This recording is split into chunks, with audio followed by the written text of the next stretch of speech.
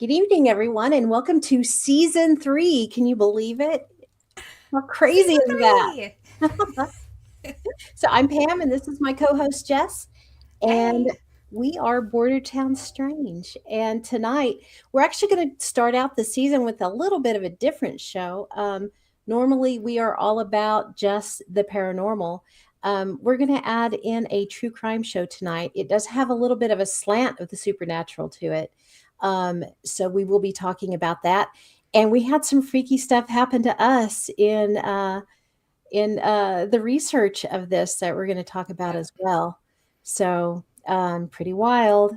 So Yeah. before we get into what the weird word, Jess, do you have any housekeeping you want to do or anything you want to add to that? Yeah. So, yeah, yay for our third season. Holy cow, we're super excited.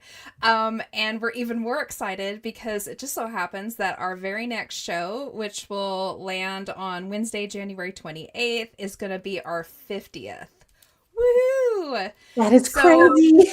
it is. It's super crazy. But so to celebrate, so we kind of thought about doing another party, but we've done like two of them just in the last couple of months. And I'm sure our friends are like, geez, another party. So what we're going to do is I think we're going to invite Enzo on, and I think we're going to invite Mark on, and Christy Campbell, our favorite medium, is going to come on with Yay. us. And we're going to do like a year in review and the season ahead of us. We're going to try to talk about some of the shows we want to do, maybe get you guys' input on maybe like what you would like to see in the future. And we're just going to have a fun, like easy breezy time and just talk about a little bit of everything. It should be super fun. Make sure you join us, and we'll still do, of course, the notebook game at the end. So hang out in the chats and wait for that. And Um, definitely we I can't wait to have the 50th for no other reason than the fact of what we're going to cover tonight's pretty heavy stuff. So it'll be nice to have just a laid back, celebratory, episode for the next one coming up for sure. Yeah. Yeah. And like Pam said, this one isn't just crime. There is a weird, supernatural, paranormal, I don't know what kind of element to it that we're going to touch on throughout. So, even if you're just a paranormal kind of person, stick around because I think you're really going to enjoy this show. It's Mhm. going to be great. Before we move on to what the weird word, like I always say, everybody, if you're hanging out on Facebook right now, take a minute just to give us that like and share. And if you're hanging out on YouTube, take a second, give us that thumbs up, ring that bell, and subscribe if you haven't yet. We would so appreciate that. And of course, you can listen in wherever you get your podcast, and our entire back catalog is free to you. So go on back and listen to some of the other shows. Maybe not the first one. It's terrible, but if you want to watch us grow, start with the first one and then you can That's, giggle there you go. That's and perfect. Oh my hear us goodness. improve. I love It it. could have been so much worse. It could have been so much worse. It could have been, and luckily we had all of our friends to do a kickoff that very first show, so we're not quite as bad. But we we That's we true. found it. We kind of wobble a little bit at the Yeah, beginning, but we got it. we got it. If only us now Yeah. could go back and tell ourselves back then, it's all Right. going to work out. Here we are. Did we ever think we'd be 3 seasons in and going strong? You know what? Honestly, I never thought that far ahead. And I was Well, always it's too nervous about the next show coming up. So, just been kind of flying by the seat of our pants for a lot of it. yeah. Before we do start tonight, I don't want to forget to make sure that we let everybody know that there's going to be some trigger warnings in this one too, because we are going to be talking about murders that happened relatively close to where we're at. It's been quite a few years. It's 1977. However, it's still fresh, honestly. I remember when it happened. I was young, but I remember it. I was about the same age as the girls that were involved. So just heads up, trigger warnings. So if that's not your cup of tea or if it's going to cause you issues, catch us on the next show for sure. And we Yeah. totally understand. Okay, before we move on, really quick, of course, send us in your show ideas and all that good stuff that we've always talked about. We never really get a whole lot. We would love to hear what you guys want to see. Like, Pam and I are quite willing to just dive into any little weird topic that you would love to hear about. So send us in your ideas, throw them in the chats, throw them in the comments. Go to the Bordertown Strange page and leave us a message. Yeah. We will hop on that. It'll be super fun. Also, if you are in the local area, in the Caney, Kansas area, we are having the very first Bordertown Club meeting this Saturday at 2 p.m. at the Caney City Library. It's free to anyone. If you're in the area, drop on by. It's great fun. We just sit around and talk about all things paranormal or supernatural, aliens, Bigfoot, cryptids, mysteries, missing 411, you name it, we talk about it. We also go on field trips, and we're discussing right now maybe doing an investigation with the group at some point this year. So that should be fun. That sounds awesome. For sure. So we're super excited about that. All right. I think that's all we have for housekeeping. All righty. We can move on to the word of the week. This is a perfect one too.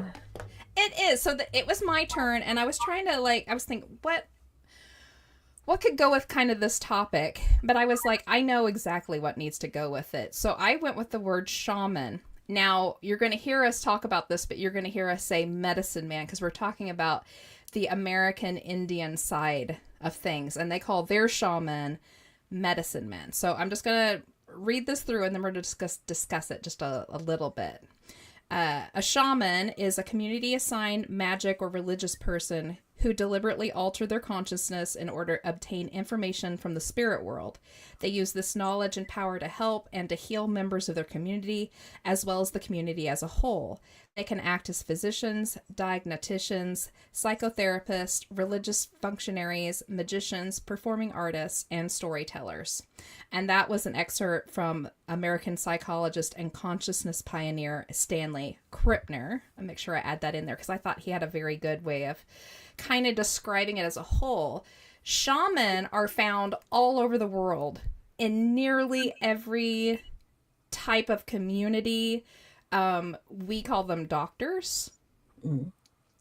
American Indians call them medicine men, and then on and on and on. And it depends on what culture you're from, what they kind of do. But what we're going to talk about tonight are American Indian medicine men. And when it comes to medicine men, there are all different kinds of types and varieties depending on which tribe you are discussing. Honestly, most medicine men are good.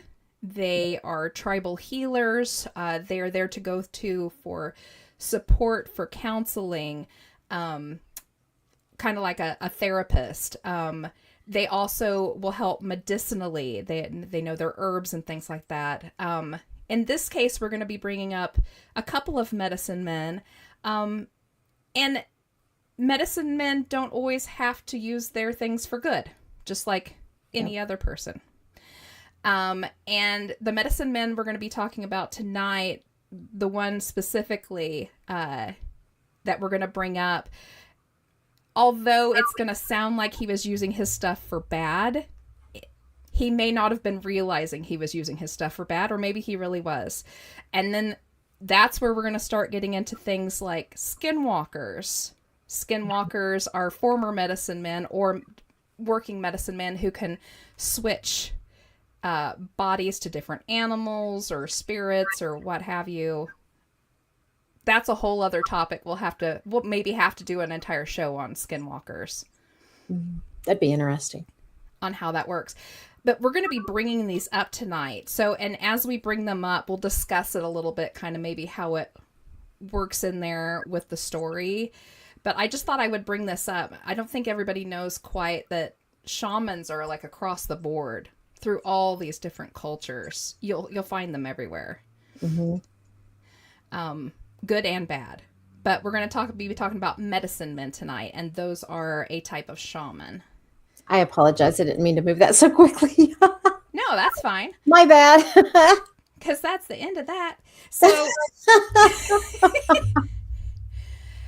Do you want to discuss our weirdness before we hit the beginning of it, or do you want to tell the basic plot of it and then what do you want to do? Um,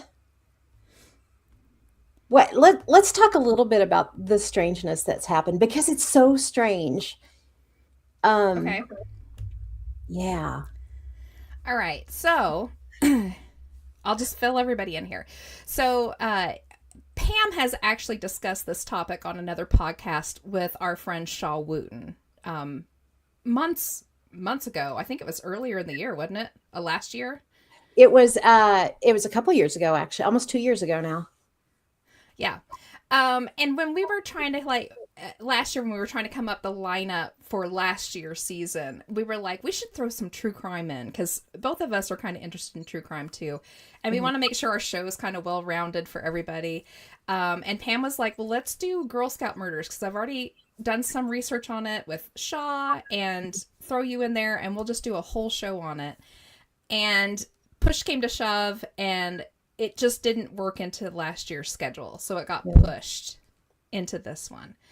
So we've had like this whole the break that we took when we went dark at the beginning of December. We've had all of this last month and into this month to really work on this and do our own investigation kind of and our research. And all sorts of weirdness kind of started popping up. And the biggest part of it happened to us just a week or so ago. And Yeah. I'm going to let Pam tell a little bit about it because it really, it was really strange. It was so odd. Okay, so Jess and I had been talking off and on for a while, what we wanted to throw in. And like she was saying, we knew we wanted to do a true crime, thought Girl Scout murders would be a good one. And we were kicking back and forth ideas for season 3. And we actually had scheduled a date for the 5th, I believe it was, January 5th, just last week, that we were going to get together and nail down at least the first few shows, figure out what we wanted to do for the season, and then at least get the first few outlined. And so we're talking about, Girl Scout murders. And I told Jess that, and I believe, was this like, okay, so this was like it was around your birthday Mm-hmm. when we were talking about this before we had our meeting. It was actually at our Christmas party for. Oh, that's right. That's right. So, okay. So we're talking about it. And I was like, I would really like to try to get somebody on that was involved with the case. And the person that I think would be really cool to get is a guy named Harvey Pratt. And Harvey he's retired. He was with the OSBI for years and years. He was a detective on this particular case, but he was also a forensic artist. And he worked on tons of cases for the state of Oklahoma. But what was really interesting about Harvey, and I only learned this from doing the podcast with Shaw. And when I went to get more information on him for that research, I pulled up he has a whole website that's devoted to his art and things. And when I pulled it up, it's harveypratt.com. And when you look across the top, there's a tab that says Bigfoot. And I was like, well, that's interesting. So I clicked on it and I'm reading through it. And there's a book on the Hoopa tribe out of the Pacific Northwest by Dave Politis. And if you're familiar with Missing 411, Dave is that guy. And what he had done, Dave had written a book on the Hoopa tribe and their relationship that they have with Bigfoot creatures in the area. They call them, I can't remember if they call them cousins. Is that what they call them? But anyway, they live closely with them. And, so he brought Harvey Pratt with him to make some drawings off of what the locals were able to describe. And if you're familiar with me and with the show, you know that I do have a personal Bigfoot sighting story. And what was really cool was it was a few years back looking on one of Dave Politis' websites. I was looking at the Hoopa tribe book. And when I pulled up that particular page, I got a shock because up in the corner was a creature that looked so much remarkably like what I saw, and actually a lot like what I drew, except my drawing was way worse than Harvey Pratt's. Um, but it had the human eyes. And so that I had taken a screenshot of it, and that's the one that I always put up next to the drawing that I made for comparison. So when I'm doing the Girl Scout murder research and I run across this on Harvey Pratt, I thought that's so freaking cool. And so when I'm like, Jess, I'd love to get him on, because not only was he very close to this case, involved in this case, he's also somebody I would like to kind of pick his brain about the Bigfoot aspect, because and let him know that I saw one very similar. And so we were like, that's cool. And I'm like, okay, I'm going to look up his contact information and shoot an email really quick and, see if it's even something that we can do.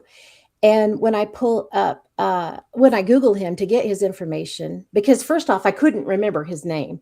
And so I'm digging through Girl Scout murder stuff, trying to find it. I finally do find it. So I just put his name in Google, just Harvey Pratt.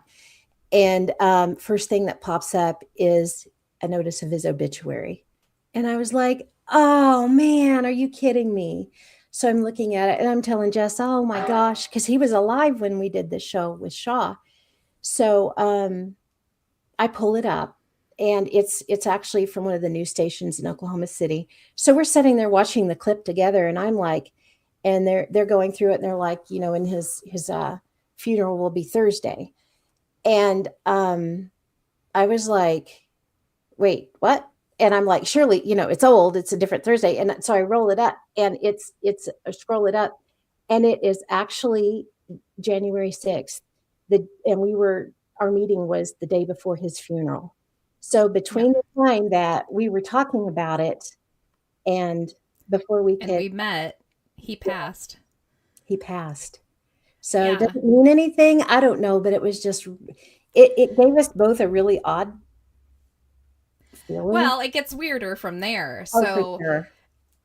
So just so you all know, Harvey Pratt is a Cheyenne Arapaho tribal member.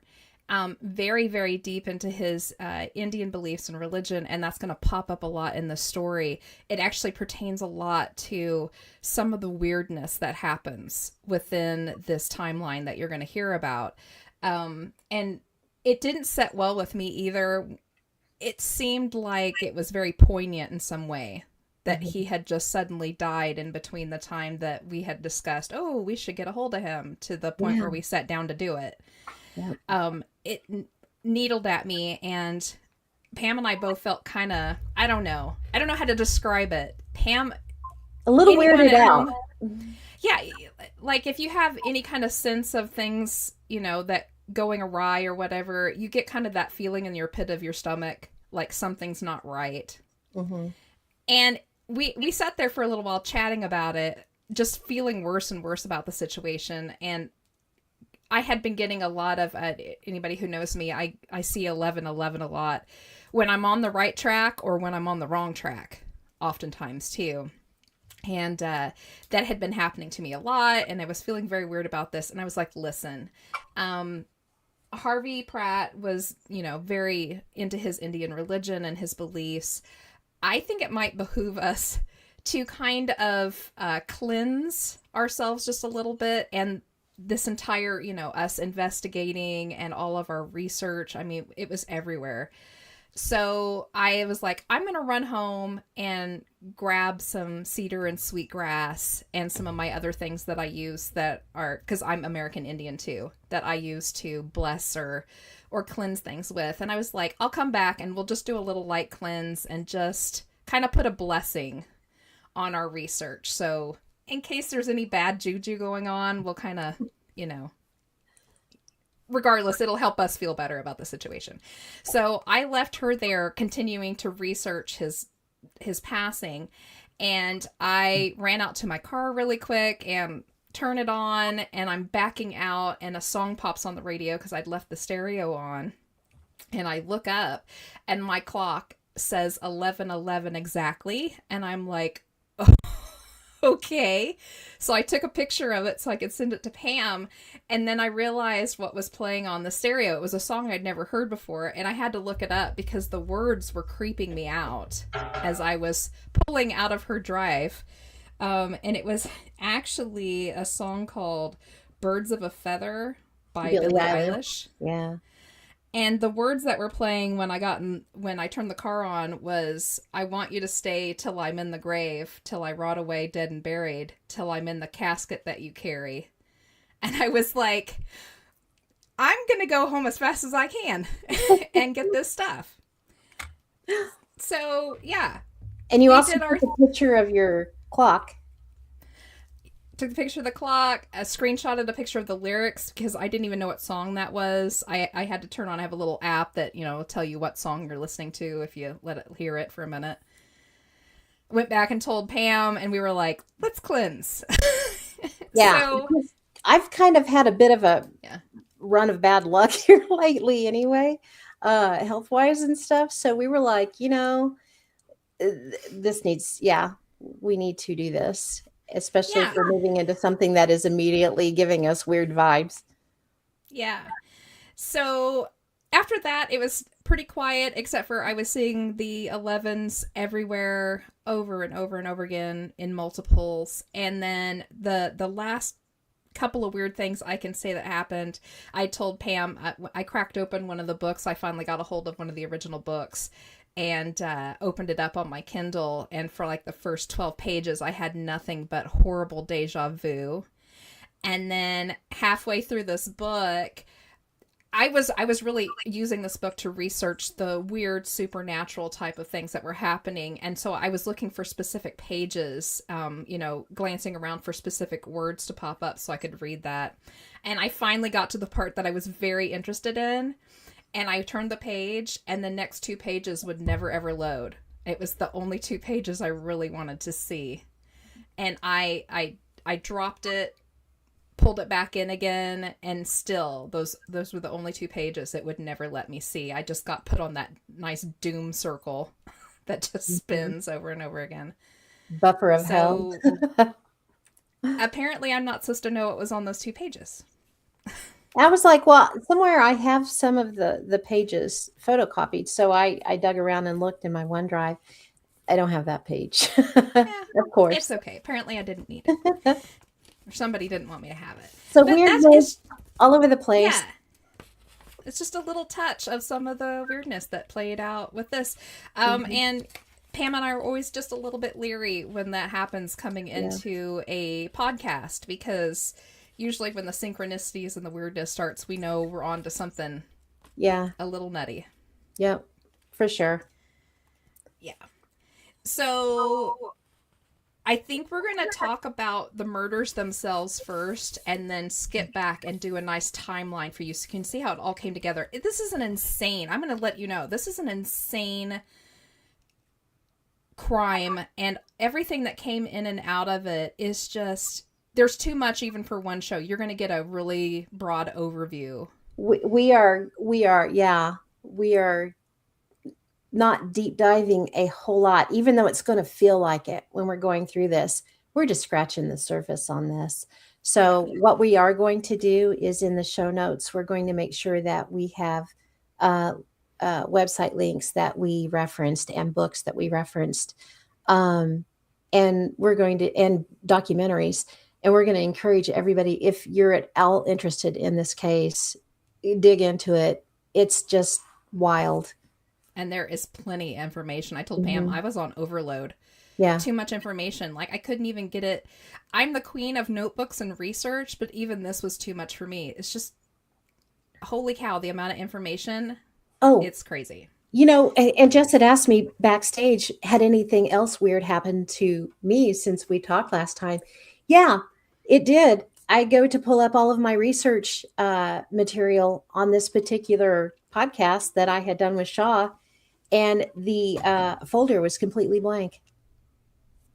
Yep. So all her research was gone. Talk about panic trying to find my stuff. Yeah.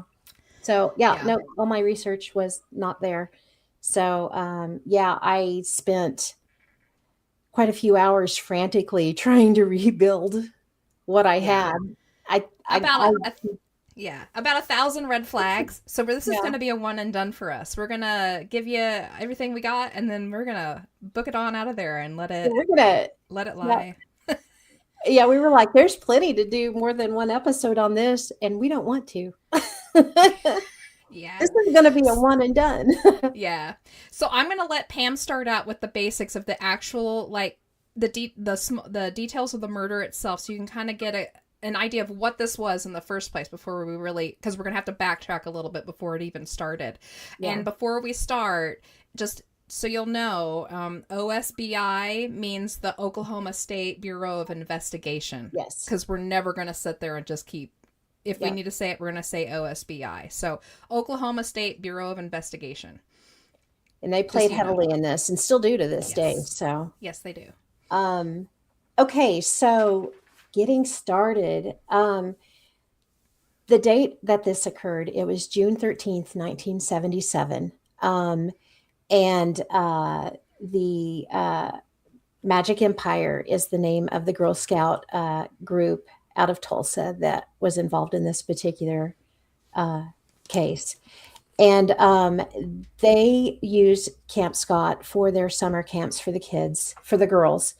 Um, and they started out, they would go for 2 weeks at a time. And every summer, they ran an average of about 800 girls through that camp, which is incredible. So you're looking at about 140 girls every 2 weeks coming through. Okay. Yeah.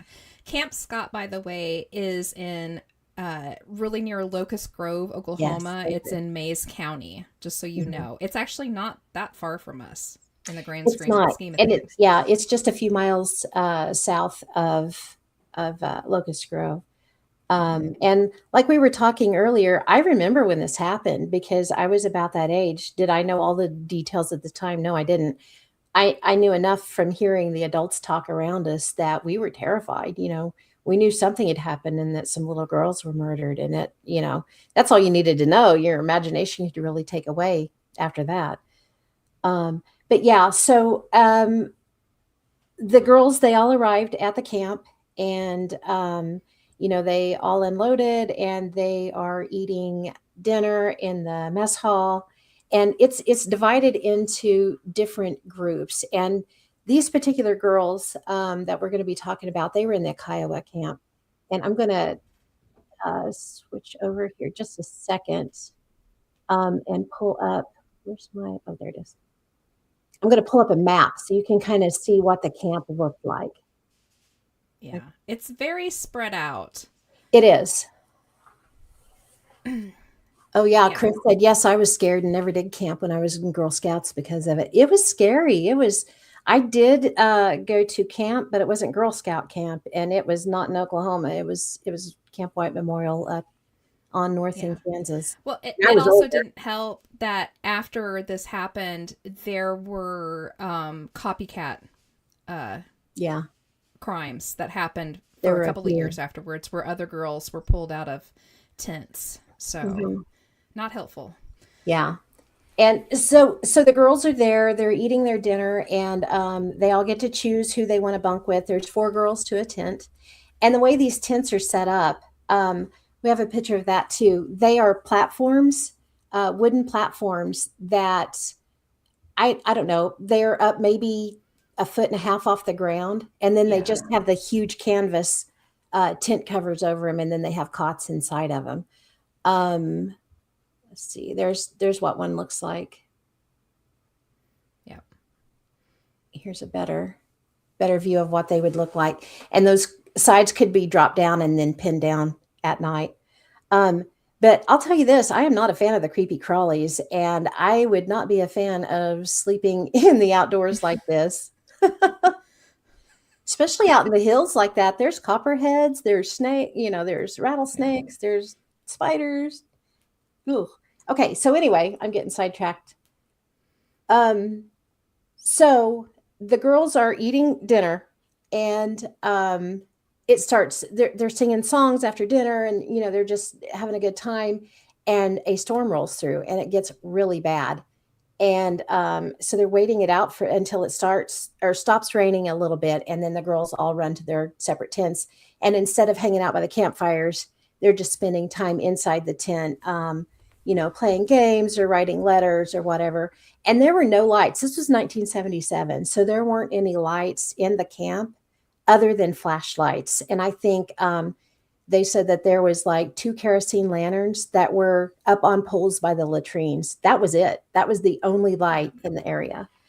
So if you can imagine, they're in the middle of all of these woods, and this area was heavily wooded where the tents were too. And the Kiowa camp was actually uh, one of the furthest away from everything. Mm-hmm. So they were really kind of off by themselves a little bit. And there was 8 tents, and then their little mess hall and the latrine was in their particular camp. So the girls, they end up writing letters home because what else are you going to do? It's raining. And so sometime between 4 and 6 a.m., as the best that they can tell, a murderer came through the back of the tent. And okay, we're going to do a trigger warning right here too. So heads up, if you need to leave, go ahead and leave. And I'll count to 4. 1, 2, 3, 4. Okay. So a murderer came through the back of the tent, and 2 little girls, one was named Lori Farmer and the other was Michelle Gousset. They were hit in the head, bludgeoned in the head with a hammer or some type of sharp instrument. Mm-hmm. And as far as they could tell, they died instantly. The other little girl, her name was Doris. And Doris lived for quite a while. And at some point, the murderer put the other 2 girls, zipped them up in their sleeping bags and carried them out, which is really wild, carried them out past the tent that had the counselors in it. Yeah, about 100 yards away from Yeah, that tent, he carried them. sure did. And put them down. Then he took the other little girl, and her name is Doris. You also see it as Denise. So you'll Her see middle name is Denise. She yeah, went by it, I believe. yeah, you'll see it as one or the other. But Denise was also hit in the head, but she didn't die. But she was strangled to death. And as far as they could tell, she was either carried or made to walk to where the other girls were taken. And she was sexually assaulted and strangled to death and then left on top of the other sleeping bags. And they think that possibly the killer was interrupted because not only did he left stuff there was a flashlight Mm-hmm. left there. There was, some other, what would end up being incriminating evidence, that had he not been in a hurry, I'm sure he would have taken it with him. Um, but yeah, so that happened. And again, it was between 4 and 6 a.m. And it could have been the fact that the alarm clock went off, honestly, because in the counselor's tent, the counselor named Carla Wilhite, her alarm went off at 6, and she wanted to get up because she wanted to go get a shower early while there was still hot water. That was her whole reasoning for getting up so early. And so she did. She got up and she went out of the counselor's tent and was going to head towards the showers and noticed something at the fork in the road. And so when she saw it, it looked like a pile of clothing or, something. So she thought maybe some of the campers' belongings had gotten dropped off later on. And so she was going to go pick it up and put it in the kitchen for someone to claim it later. And as she walked up, she noticed that there was a body on top of things. So she freaked out a little bit, and went running back to the counselor's tent and woke up the other counselor that was there right there with her and said, "Hey, we need to go count the kids. We need to find the kids. We need to we need to count heads." And the other girl was like, "I have no idea what's going on, but okay, I'm headed up." And as she went out, she saw the body out there and she screamed. And so Carla's like, "Don't scream, don't wake up the other kids, we need to We need to make sure everybody's okay. So something that we need to point out too, Carla Wilhite was 18 years old. Um, and, most of the counselors were really young. And again, there was 140 girls in the camp at that time for those 2 weeks. There were 12 counselors, and they were young. And Yeah. Carla And had, not trained, I might add. no, We're no, gonna we're gonna we're gonna backtrack here a little bit, just in a few minutes, and you're gonna want to be mad at Carla for some of the actions that she took. Do not be. She no, was only 18. She was a kid herself and not trained. no, They were not at not all. trained to take care of these kids properly. So, Mm-mm. yeah. No. So there's 12 counselors. None of them stayed in the tents. The girls that were in the camp, they were anywhere from, I think it was from 7 to 10 years old, if I remember Mhm. correctly. And no counselors slept with these girls. The counselors were all in their own uh, tents. Um, Yeah. and At the then beginning of the camp, the tent 8, the tent that the girls were in that got taken out, they were the last tent, the mhm, furthest away in yep, the dark. So, yeah. Let's go. While we're talking about that, let me pull up. There's another really good, if I can find it, a really good map that shows more of what yeah. the area was like. This kind of setup would not fly today. But you also have to No, remember, you need to remember the times. Even when I was very young, the late 70s, early 80s, um, security and things for camps like this were not, you know, as stringent as they are today.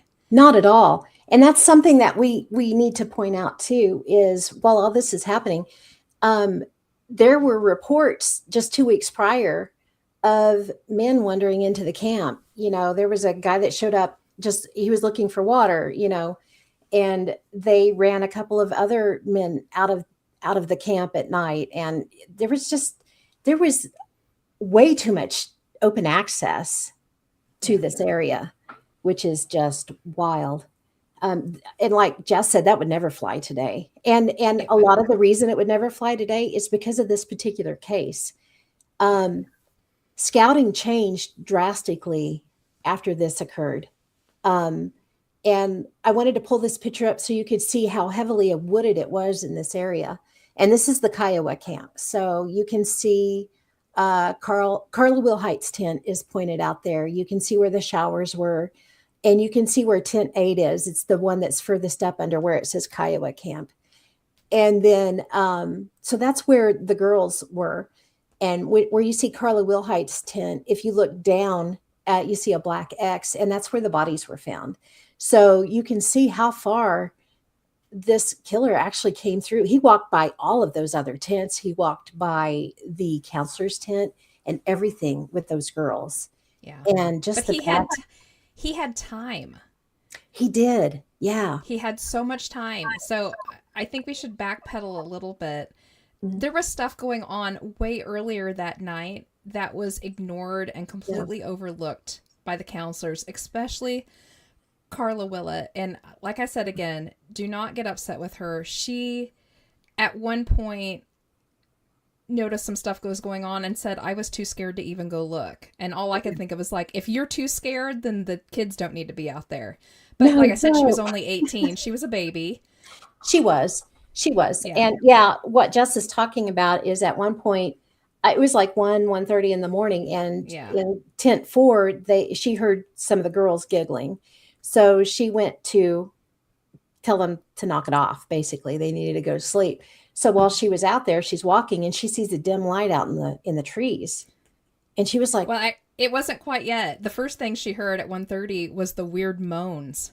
"Oh, yeah, that she thought was animal. She Maybe thought it was an possibly animal, animal." and she kept hearing it until she got a little bit closer and it kind of cut off, and she got nervous and thought, I don't want to mess with an animal, Yeah. and headed back to bed, and then was up again at 2 Yeah. and was up trying to quiet the girls. And that's when she started seeing the weird light off in the trees that would kind of reappear and then disappear. Mhm. And she'd shine her light at it and it would suddenly go out. Yep. and she'd wait a little while, and then it would pop back on. It was just bobbing through the trees. And she was just like, well, I'm tired. I'm going to go to bed. Yeah. Not going to pay attention to that, No. But again, like Jess said, she is very young, and she had been there she had been a camper there since 1971. So she may have been one of the girls that was looked up to as, a new counselor, but a seasoned person for Camp Scott too at the same time. So yeah. Not good. No, it was not Also, good. at that time, at the time that she was heading back to bed, some of the other girls had reported that they'd heard one of the girls screaming, but had assumed that maybe Crying somebody for was their just mom. homesick for their mother. Yeah, And so for they their just mom. ignored it. There was so many things that happened that could have put a stop to the entire thing. It was just one thing after the other that was let go. One group in the Kiowa area reported that their tent flap had been opened while they were trying to sleep, and they assumed it was just a counselor checking in on them, so they didn't say anything. Yeah. People kids had reported they'd heard footsteps around their tents, but just thought it was counselors checking in on them, that sort of thing. So At one point, one of the tents, the flap was pulled back and a light was shined in on them, and then it was dropped, and they heard footsteps going away. It was things like that. And, in this day and age, we would all freak if something like that happened. And back then it was just like, okay, we're just going to go to sleep and not worry about that till tomorrow kind of thing. Yeah, it was, I don't want to say a comedy of errors because that's not the correct term. It was one wrong thing after the other that allowed this to happen. Yeah. It was like a domino effect. Just the dominoes fell. It sure was. So, after the counselors find the girls, one of them heads out to start taking head count. And think about that. They're young and they're like, okay, you need to go count kids. I'm going to go get the director. And they do it. They just immediately start to their benefit, because I would have been terrified. I wouldn't have wanted to go anywhere away from anybody else that was alive. You know what I mean? But they did. They took off and they started counting heads. And they went to the furthest tent first, which was tent 8, where the girls were. And when they looked in there, they were like, they didn't see any of the girls. So they were like, maybe they got scared, and went to one of the other tents. And they're like, they see the blood and they're like, okay, maybe somebody had a really bad nosebleed and it scared them. Or, maybe one of the girls started their period and got scared. They didn't know. But they immediately came back and counted the other girls, found everybody. Well, Carla had jumped in her car and driven down to get there faster to get the director and to get the nurse up, the camp nurse. So she actually passes the nurse and the nurse is like on her heads that way. And, she's like, there's some kids that are dead up there. And the nurse is like, holy hell, So she's taken off. She goes and she grabs Barbara. I'm losing Barbara's name. Barbara Day. She's the camp director. She's actually there. Her husband's there with her for this, that first night at the camp. So they both head up, back to the camp to look. And, the nurse checks and is just absolutely horrified because Denise is obviously deceased. And Barbara's standing there and they're like, she reaches down and she's like, okay, I'm going to move these sleeping bags. And when she picks them up, she realizes there's somebody in them. So she immediately drops them back down. And so she's like, her husband's name's Richard. And so Richard's like, okay, we've got to cover this little girl before anybody comes out of their tents. So he covers her with a blanket, and that's all that they do. They go and they call the sheriff to get them out there. And they basically tell them, there's something's happened and we need help out here. So they get the alarms raised and they're like, okay, we've got to get all the girls that are in the camp. We've got to get them out of here. So to their benefit, they did immediately. They were able to get all the girls gathered up and got on buses and got them out of there, out the back route. So they had no idea what was going on. They had zero clue as why they were having to leave camp. They were sad about it because they didn't know what was happening. But yeah, they did get them out of there quickly, which is good. I'm really glad they did. But you know the weird thing about all of that, there's a Boy Scout camp that's 3 miles down the road, right? And there was, I can't remember how many boys there, 100 and around 100, 100 and Yeah. some. And they never closed that camp. They Nope. They kept going. they kept going. They stayed for the next 2 weeks. Out of all those kids, over 100 kids, only 13 went home. And Because their that's, parents pulled them. Yeah. yeah, that's the only reason they went home. Mm-hmm. Yeah, it's pretty Yeah. wild.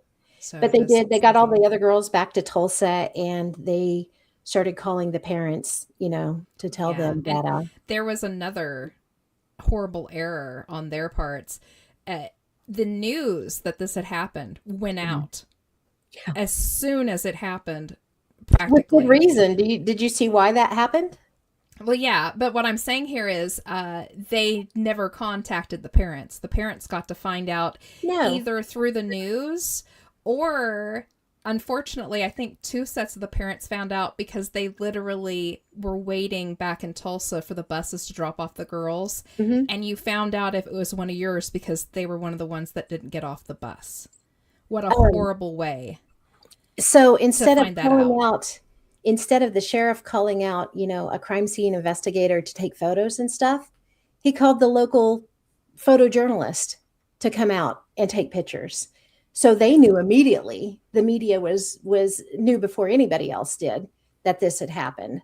And that's just egregious. That's crazy. I can't It believe they is. did that. It But yeah, also released a whole bunch of information on the evidence that they found, they which did. ended up working against them. Yep. Yeah. Enzo said, geez, what a horrific way to find that. Yeah. Yeah, Yeah. it's a Um, terrible way to find it. And let me tell you, some lawsuits and other things came down the pike later on they because of did. it. They did. Yeah, it was not good. The whole thing was craziness. Um, they did when they got hold one of the Millers, Lori, or was it the farmers? Lori Farmer's father is a doctor and was a doctor, just up until not too long ago. He retired from what is now Ascension St. John. He was the emergency room or emergency room director. Um, he was at work, and they came to tell him, and he couldn't even drive. So one of his colleagues took him home so he could tell his wife. And they're calling the Girl Scout uh, place in Tulsa to find out what is going on. And they were like, well, we're going to come out, and there's been an accident, and Lori's deceased. We're going to come out and talk to you about it. And they finally did. They waited all day for them to get there, and when they did get there, they were like, wouldn't answer the questions that they were asking. Mm-hmm. What happened? Wouldn't answer. What did she have for dinner that night before? Wouldn't even answer that. Just wouldn't say anything. And that was they. The sad part is, Barbara, what she should have done is when this happened, and I say this like, this is what I would do kind of thing, hindsight's always 2020. Instead of calling the parents, she immediately called their attorney, and then she immediately called their insurance company before she made any other phone calls. And that's wild. Um, yeah, I'm going to pull Ian's thing up here. He said, Yeah, as I a was former gonna. press photographer, it boggles the mind that they'd allow access like that, right? Yeah. It So should not have with happened. yeah, with that in mind, let's talk about what they found. So they got the girls' bodies out, Mhm. and they hopped right in on the investigation side of it, looking for clues. They went to the tent, and they went all the way around the camp looking. So of course the tent was completely bloody, and the weirdest part of it was that the floor was super bloody, but it had looked like someone had tried to clean it up, Yeah, yeah. which you can't do on a wood floor. how ridiculous to even try, but whoever this was did try. They found boot prints and tennis shoe prints and blood in there. They also found in the area a red flashlight, a partial roll of black electrical tape, rope, a pair of ladies' glasses, of course the boot tracks, and I think they found some cordage, didn't they? They did, yeah. Yeah. Yeah. And they tried to say at one point that they thought it was more than one person that had committed it, just based on the knots. One of the knots, because there were two different types of knots tied, but the way they said it, it made it sound like one was intricate. They were intricate knots. Yeah. They weren't. They were like, when you tie your shoe and you make it look like a pretzel, that was one of the knots. And then the other one was a double knot, like if you double knotted your shoe, which is like a double pretzel. That's what they considered the two different types of knots. So that was. So the crazy thing is, the press photographer is photographing all of this for the police. Mm-hmm. And in the process, filling in all the news stations about all the stuff they're finding. Mm-hmm. Which they got into hot water for, let me tell you. All of those officers and agents that were out there on the scene got their butts chewed later on by the directors, because it was all out in the public, which is not going to be good for the investigation later on. No, not at all. And so, this happened. They arrived at the camp on the 13th. The murders occurred early morning on the 14th. On June 15th, they had tracking dogs come in. They had helicopters with the infrared sensors. They had hundreds of private citizens that joined in on what actually ended up being the largest manhunt in Oklahoma. It's state history at the time. Mm-hmm. And, Jess told you about the type of evidence that was found. Then on that day of June 15th, the dogs that they brought in, they were 3 highly trained tracking dogs. They flew them in from Pittsburgh, Pennsylvania. And their names were Harris, Butts, and Dutch. And they really helped to establish the entrance and exit of the killer. But they were very limited in what they were able to find. And that, when we get into the more supernatural stuff, we'll kind of hit on that a little bit more. Yeah. But those dogs were in, and they did actually, the wooden floor of the tent, they actually removed it completely. They airlifted it out so it could be examined. And no murder weapon was ever actually found. But, there was a tennis shoe print and a boot print that was found inside and outside of the tent. But the shoe print, they came to conclude later that they were pretty sure that someone had stepped in it. Mm-hmm. And it could have been one of the counselors, honestly, the one that was in there, doing the head count on the kids. It could be anybody, because people were swarming that place almost immediately. There was people all over the place. Yeah. Yeah. So, and that's not the only evidence they found. So we need to actually move away from the camp a little bit. More evidence was actually found later on, completely kind of by accident. There was a burglary nearby at a nearby little ranch owned by Jack Schroff. Yeah. He actually called into the police, not thinking this had anything to do with what was going on there, but he was like, hey, I think there's been a burglar in my house. There's some stuff missing. And when they went to go investigate it, they found out that the cordage matched the cordage that was in on his property that got stolen, also matched the black electrical tape that had been stolen from his house, and a couple of other things, I believe, too, wasn't it? Mm-hmm. Yeah, there was, if I remember correctly, there was like an empty bread loaf bag that was found. Oh, and the beer. Yeah, there was a 26-pack of Pabst Blue Ribbon beer that was stolen from the Schroff farm. And they did end up finding a whole pile of empty beer cans of that brand near the girls' campsites, too. It was so odd to them. They actually ended up taking Jack Schroff in under investigation, thinking it may have been him, and that him calling in a burglary would be his way of having an alibi. And getting out of it, saying, pulling his name out of pulling his name out of the hat, basically. Yeah. Ian said He we should did. be grateful crime scene investigations come a long way since the 70s. That's true. Yeah. I will say this, though. I will give this to the people who were doing the autopsies on the girls. The autopsies happened the same day They did. that it happened. Mm-hmm. And they did it. They were very thorough, and I'll give it to them. One of the things they kept stating was the air conditioning had actually gone out where they were doing the autopsies at. So they were working in, hot heat. And there was a bunch of people crowded in that room with them. So, yeah. There was. But what they did right, even though a lot of like what we have like DNA capabilities today, they did not exist back then. But they took evidence anyway with the knowledge that maybe one day something could come of it. And they took every kind of sample, swab. They did full rape kits on the girls. They kept every little bit of evidence, hair, and everything was cataloged. In fact, they still have 3 full sacks of it to this day. Yeah. That is in cold storage. And they continue, because it's still kind of an open case, they still continue to pull from it when they get new ways to verify DNA. Unfortunately, and this is part of the weirdness of this entire story, every time they try something new, something happens and it doesn't work. Mm-hmm. Or it can't function the way it needs to, or the evidence is messed up. Far. Yeah. Or things like that.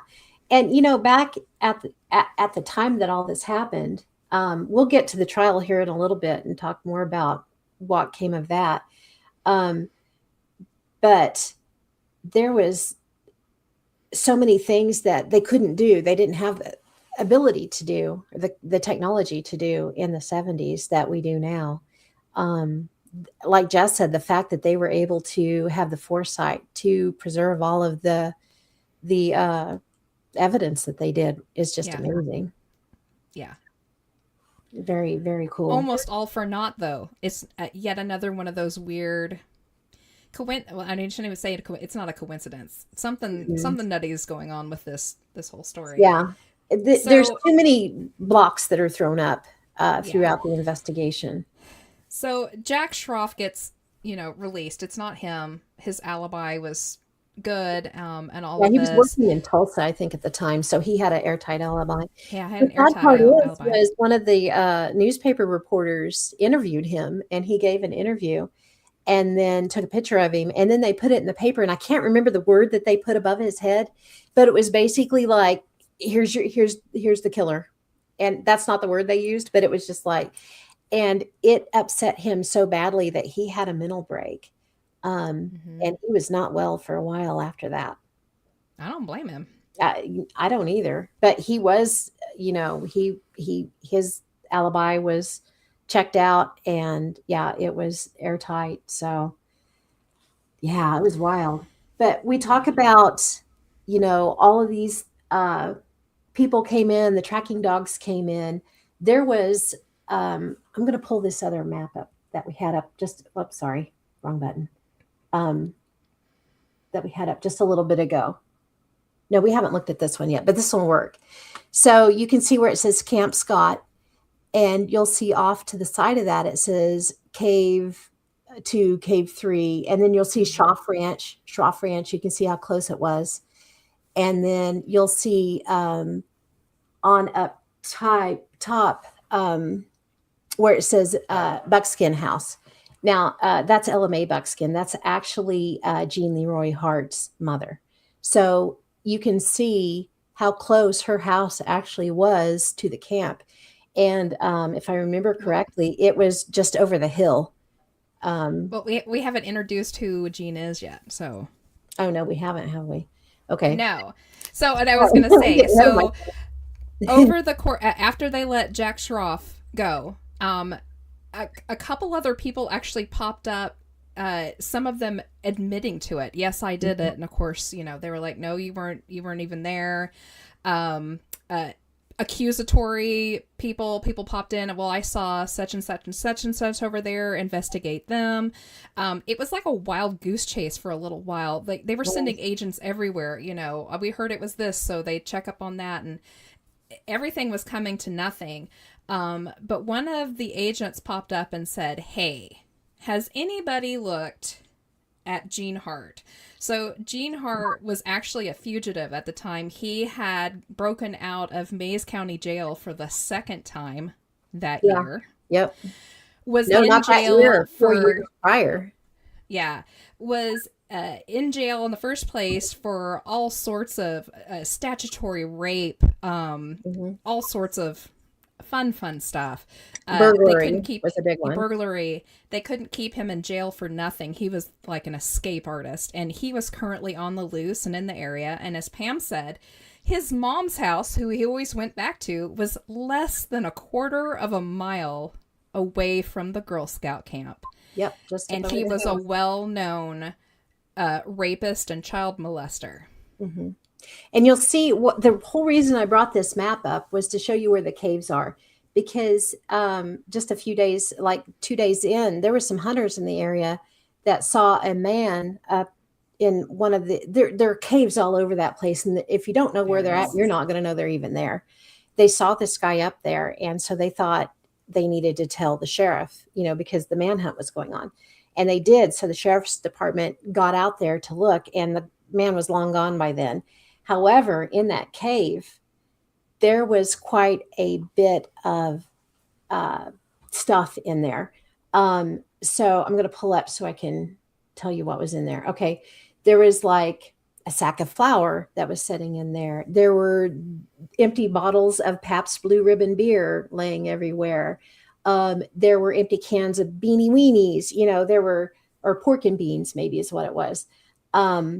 They also found a roll of masking tape. They found a piece of dark, heavy trash bag. They found a piece of a newspaper, and they found a broken pair of aviator style sunglasses. They found a pair of women's panties, or a pair of panties. They found two pictures from a wedding. And when they see these, they're like, okay, this could be a big clue, And so they're going through it. One had two women in it, and another had a woman by herself, and they were all wearing formal dresses. So it looks like they were all taken at the same event, and it did look like a wedding.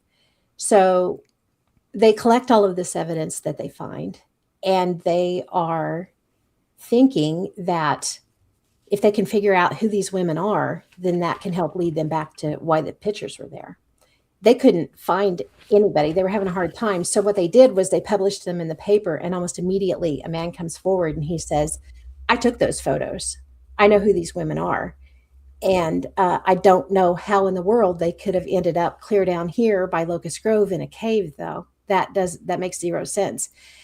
It turns out that the gentleman that did the photography, he had his film. There was actually a film development lab at one of the prisons, and it happened to be the prison that Gene Leroy Hart was incarcerated in at the time that he had taken these photos. And Gene happened to be the person that helped him with some of this stuff. So he had absolute access to those photos. He had absolute access to all of that. There was that was big. And based on that, that's when they were like, okay, he's our number one suspect. And they put a bounty on his head, basically. And we're like, okay, he's the one that we're after now. So, with good reason. They had very good reason, I thought. Yeah. And I believe the tape matched the tape that they found in the tent and the tape that they found that had been stolen from Jack's place. Yes. So it all Because matched the up. tape from Jack, it had his initials written on the inside of it. And then the tape that was on Denise's body, they were able to completely match it perfectly with the edge that was ripped off on the tape that was in the roll. So regardless of anything else, whoever was at the murders was in that cave. Yeah. That they knew for sure. So now we're going to start getting into some of the weird stuff. We need to start mentioning the dogs.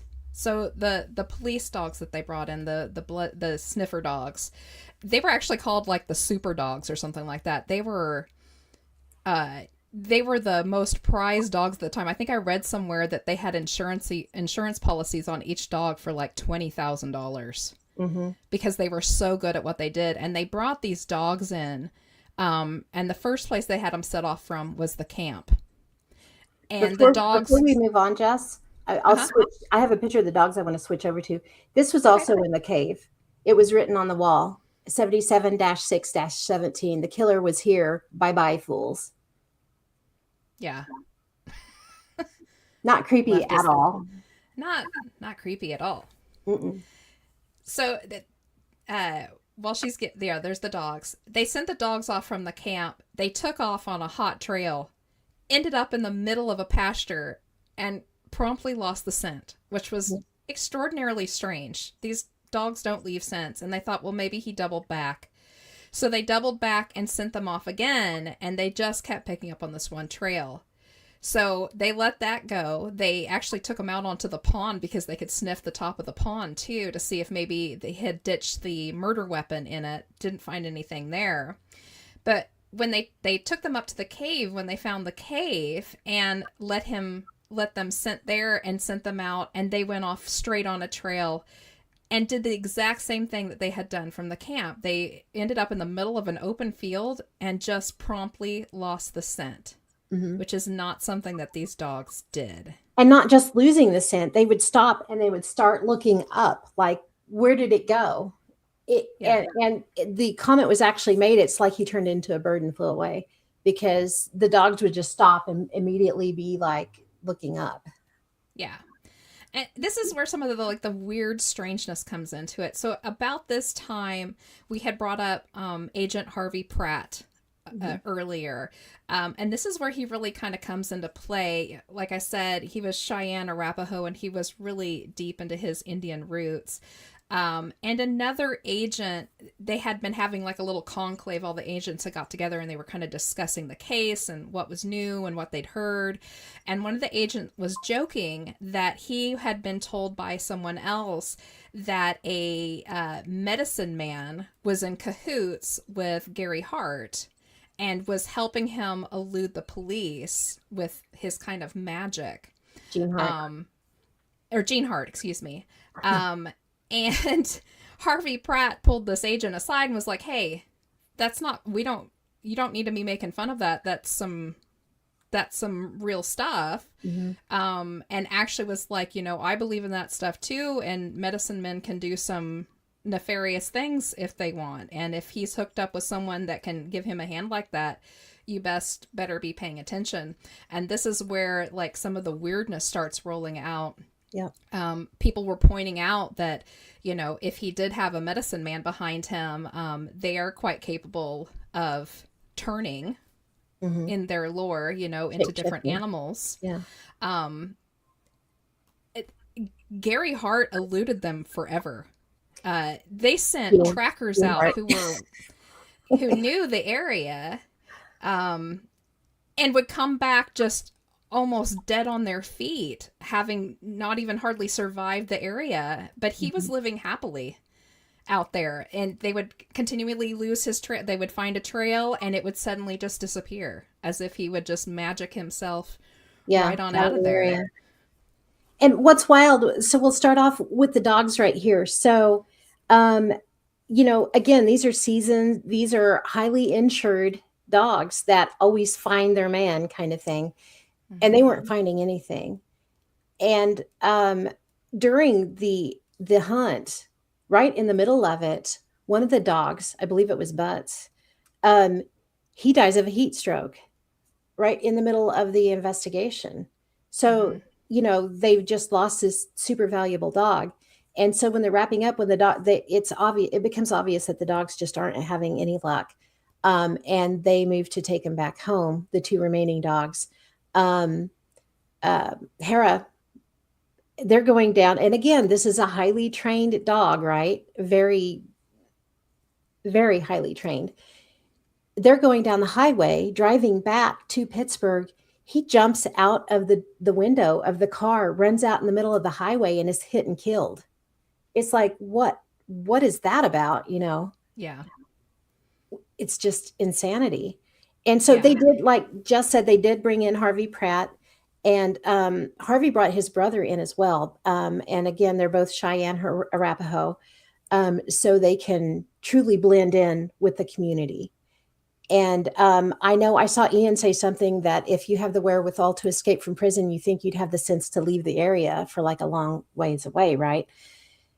Um, okay, so Gene Leroy Hart is actually he was Cherokee, and the community of Locust Grove is highly populated with Cherokee. So these were all Mhm. his family. This was his tribe. You know, these were people, and you need to consider what the times were like in the 70s. If you were Native American, it was not a good time. You know, you were looked on suspiciously just because you were Native American for no other reason.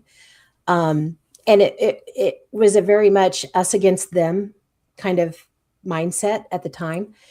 And so when Gene escaped, he ran back to Locust Grove. He ran to his family that would hide him and gladly hid him, even knowing what he had done, that he had been um, prosecuted for 2 rapes, you know, and the burglaries. They hid him, and uh, Harvey made mention in one of his interviews that it was not unknown to see him out walking around town, but his Yeah. family would not give him up. His tribe would Yeah. not give him up. Friends and family there to protect you. And frankly, if you think about it, he was American Indian. Mhm. His face was being plastered all over newspapers and TV. And if he had left the Oklahoma area, say, skirted up into Kansas or over into Arkansas, people would have been looking Mhm. for an American Indian who looked like him. Um, Automatically thinking he left the state. Let's keep an eye out for him. He would have been brought back into the state within a week. I For can sure. guarantee he would have For been sure. spotted. So he was quite safe. If you know that area, Mays County, the hills, the caves. I mean, he Yeah. knew that area. It was the best place for him to hide, and it turned out that way. It took them a while Let me to show you. roust Here's him what the out. area looks like. That's where he was hiding.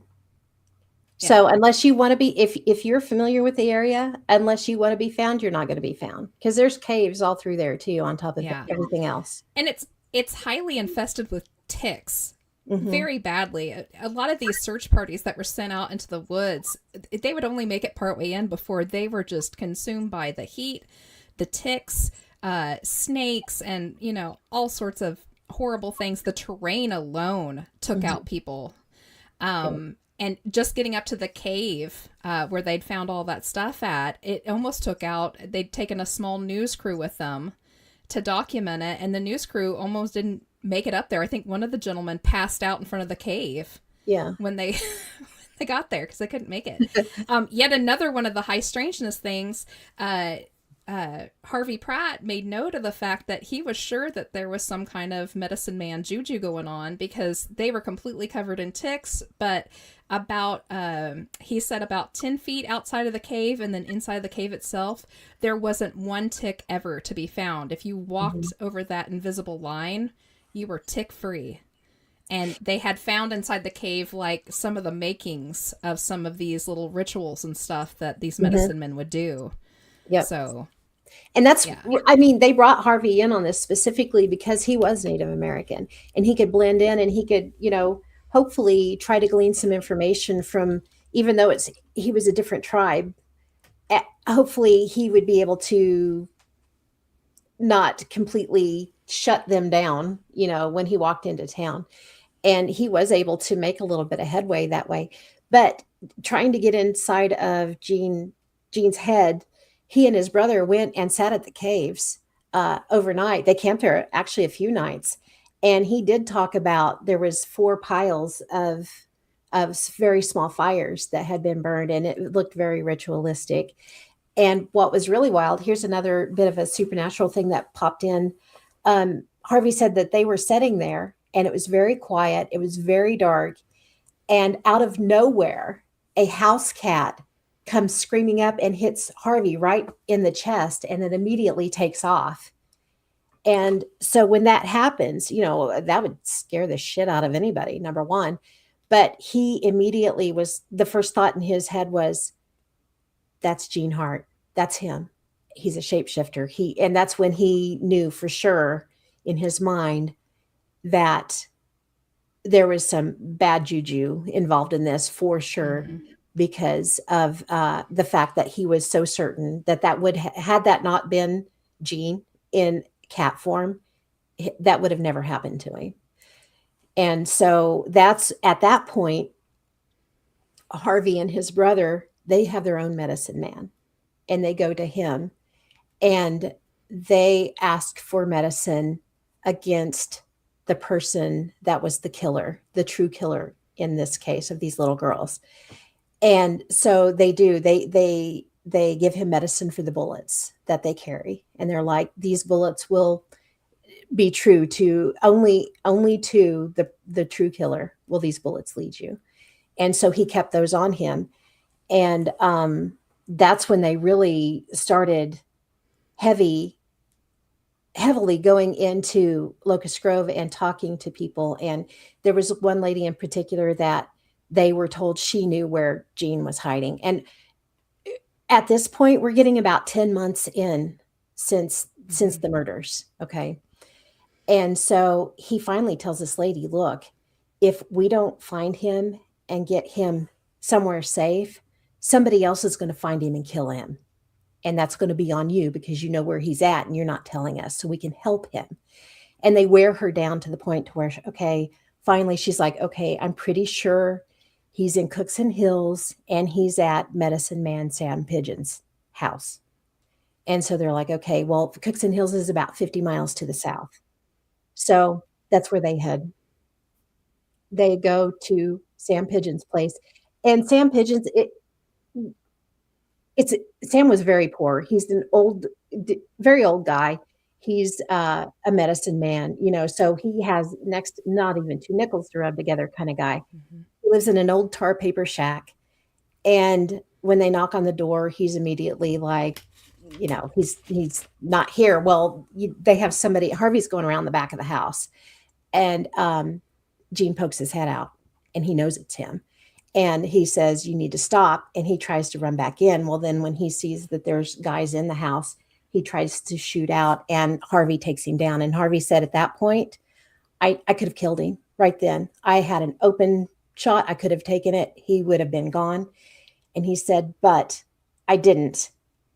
And what he did do was he put him on the ground and he said, do you want to die today kind of thing? If you move, today's going to be the day that you die. And so they stopped moving and he held him down and he said, he instantly took his boot and wiped it across the bottom of Gene's foot to take his medicine back from him, because the bullet had done its job. Even though he didn't have to use it, it had still found the man. And he was 100% certain, not only based on all of the evidence that they were seeing, albeit it was circumstantial, he was certain that this was the killer. And I always thought that was fascinating. And that was one of the main reasons I'm sad that we missed Harvey, because I think he could have gave us some really good insight into some of these things. But they did find him finally. And yeah. So now we start going into like everything just falling apart in the trials. Ooh, let me pull a picture up because this is interesting and this will play into it too. When they capture Gene, let's see, here it is. This is when they took him from Sam Pigeon's house. And it's kind of hard to tell because his face is down. He's wearing women's glasses. And that's something that we didn't touch on. We probably need to hit on really quick. So if you go back to Gene's previous crimes, when he was 22 years old, he was out of high school, newly divorced. He had abducted two women coming out of a Tulsa nightclub at gunpoint. He loaded them in his vehicle and he took them to a secluded area, and he bound both these women in such a manner where they each had a noose running around their neck that was connected to their hands and feet. So they couldn't try to get loose without strangling themselves, basically. And he and keep this in mind, he duct taped them and he bound them with cord. Okay. So this kind of sounded familiar for later on. Um, and he duct taped their eyes closed and their nose closed. And then he piled brush on top of them and he took turns raping both of these women. And then this is huge because if you remember back to when one of the counselors said that they were hearing this really weird low guttural sound that sounded very animalistic when they went outside, these women reported not knowing this. They reported this was prior, so it wouldn't be they wouldn't know that he was going to do this later on, that during the rapes of these two ladies, he made low guttural sounds that almost didn't sound human. So, and not only that, if you look at this picture here, you'll see that he's wearing women's glasses. And he had stolen these women's glasses that he raped in these older crimes. And it seemed to be his MO that he would take women's glasses and wear them. Yeah. Kind And of would odd. leave a trail too. One of his buddies had stated later on that uh, Gene was blind as a bat. Mm-hmm. And would constantly just steal other people's readers, most often women's for some reason. Mm-hmm. And he would just steal a pair, and if they didn't work for him, they weren't the right kind of magnification, he would just ditch them. Mm-hmm. So he would almost leave a trail of women's glasses behind him too, strangely enough. Yeah. A crazy And that's thing. something that some of the evidence they found around the Girl Scout camp. They had everybody go and check their belongings. And at that time, they found out that a lot of them had been burgled. They were missing glasses. There was somebody's purse was missing. Another pair, someone had their aviators stolen, which there was a pair of aviators that were found after the fact, after the murders. So, okay, so he goes to jail for these two rapes of these other ladies, right? Prior to all of the Camp Scott situation. And he was sentenced to 30 years in prison for these. And he's not there very long, though. He ends up getting out on parole after serving only 28 months for good behavior, which is absolutely crazy. And does he stop there? No, he doesn't. Then he gets kind of ballsy and he starts breaking into people's houses.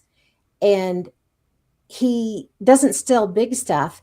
He'll steal stuff from it's like he tries to see how close he can get to their head and steal stuff right beside them and try to get out without them finding out. And he does this over and over. And he's stealing glasses. He's stealing women's glasses. He's stealing just strange things from these houses. But he screws up because that last one that he does, he breaks into a Tulsa police officer's house and he gets busted big time. And so he goes straight back to jail. He loses his get out of jail free card basically at that point. And no, that's not the one I'm looking for. Sorry. There is somewhere in here I have where his parole gets revoked, and it's kind of cool to look at. There it is. Yeah. His parole was revoked on December 2nd, 1967. And so he goes back to jail. And this time, he's not going to get out. The judge throws the book at him and gives him the maximum sentence, which is 308 years. So he's going to jail for life at this point. And you can look at it as a kind of, he has nothing to lose, right? And he's in jail for 2 years. And his mother brings him a Bible. And there is the literal file in the Bible. And he files his way out and escapes. And they caught him, they put him back in, and he was there for 2 weeks, and he somehow escaped again. And that's when he was on the run for 4 years. That's when he ran back to where he lived and back to Locust Grove. And that's when his family shielded him from everybody. Mm-hmm. And unfortunately, he was not wired right, obviously. No. And even after they arrested him, he's sitting in jail. They're waiting to go to court and everything. He is people are sending in money to help with his defense. Yes. He becomes almost like this folk hero. He does to the community. And some of it's just absolute rubbish how this happens, but also you have to remember at the time, the Indian population was kind of pitted against the white population at the time. Mhm. And of course, the Indians felt they didn't have as many rights, and in some cases they didn't. They were deemed a Right. lower class. Mhm. So it was kind of an us against them type of situation. Very much. Um, and really, it's really, it kind of leans towards that whole, should American Indians be under the same laws and regulations as, white people? Or should we have different laws? And of course, this is still going on today. Hmm. Who's accountable for what in what, district, which county, that is still going Yep. on today. But there was many who like almost revered him Hmm. and were desperately trying to get him out. There were protests held at courthouses, and They had chicken people noodle went on dinners and chicken all noodle. kinds of They stuff. raised money for his defense. There were jars all Really, around town, yeah, insanity, especially with all of this evidence against him. But the court case begins, and this is where the evidence starts falling apart. It's quite evident to anyone with any kind of common sense and sanity that it is this man. But every time they brought up a new piece of evidence or DNA or hair or anything like this, something would be wrong somewhere that would allow it to be discounted. Hmm. And they watched this thing slowly fall apart, They did. unfortunately. They did. And so, and something else, we might question why the family or why his tribe was so adamant about helping him. One of the big things that they kept repeating over and over was the county sheriff. His name was Pete Weaver, and they said, "Well, he's embarrassed because Gene has eluded him for 4 years. He broke out of jail. He's been on the run for 4 years, and Pete hasn't been able to find him. And so, just to save face, he's pinning this on him. He didn't do it, but he's pinning it on him. So that was the big cry out in the community was, you're this is our boy. This is a child that has grown up with us, and you're trying to put him away for something just uh, because of your ego, kind of thing, was how they were looking at it. Totally wasn't what was happening, but Yeah. So that's what we now thought. this is a good point to point back to that medicine man. If there was in fact a medicine man helping him elude the Yes, officers and the yes. agents, was he doing it because he was a bad medicine man and he wanted to help him get out of this situation and go on with his life? Or was he a good medicine man and thought, I'm helping this man out because he's underneath this kind of white oppression? Hmm. They're accusing him of something that he didn't do, and so I'm going to help him out with this. So you Hmm. got to look at it two different ways. Yeah. Yep, for sure. So we're coming up on the trial now, and April 11th, 1978 is Hart goes before the judge, and he pleads innocent to the triple killings. And at that time, that's just the preliminary hearing. And so the judge, what he does at that time, he takes the innocent pleading, but he takes the three separate cases and he consolidates them into one. And then this is April 11th, 1978, and then the actual trial begins on June 7th, 1978, and it lasts for just one day shy of a month. It runs until July 6th, 1978. And like Jess was saying, they get there, they've got all this evidence, right? But it's all circumstantial.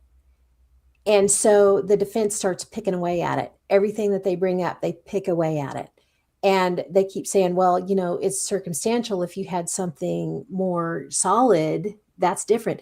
All they have to do, just keep in mind, all in the United States, all you have to do is, if you can't find a person guilty beyond a reasonable doubt, then you cannot sentence him. You cannot find him guilty.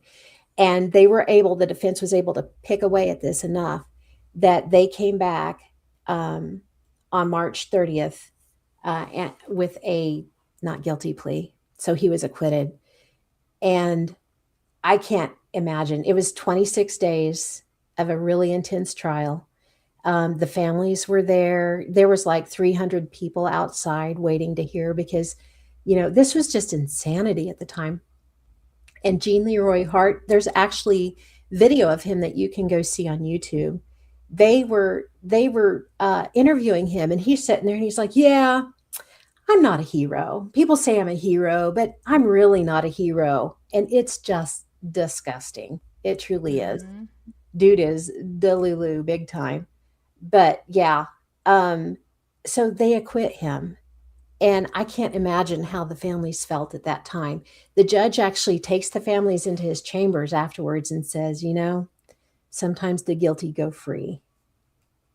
And that's what happened on this particular case. However, keep in mind, he didn't truly go free. He didn't get charged for these murders, which is egregious on its own. But he was immediately sent back to prison to finish out serving the remaining 305 years of his 308-year sentence for the burglary convictions and the parole violations. So, at least he was going back to jail for the rest of his life. And again, so now we're going to pull up something that's hitting the supernatural slant again. Gene goes back, and in his upbringing, the number 4 is very important. And he was, how old was he? He was in his 30s. I can't remember how old he was. I forgot his age. He was not very old though. He was maybe 32. No, I don't even know if he was 32. He was young. So he's out in the prison yard 21 days after he's sent back, and he falls dead of a massive heart attack in the exercise yard. And it's on June 4th, which there's your 4. And Harvey brought that up, that, he felt that was working of the medicine man too, because,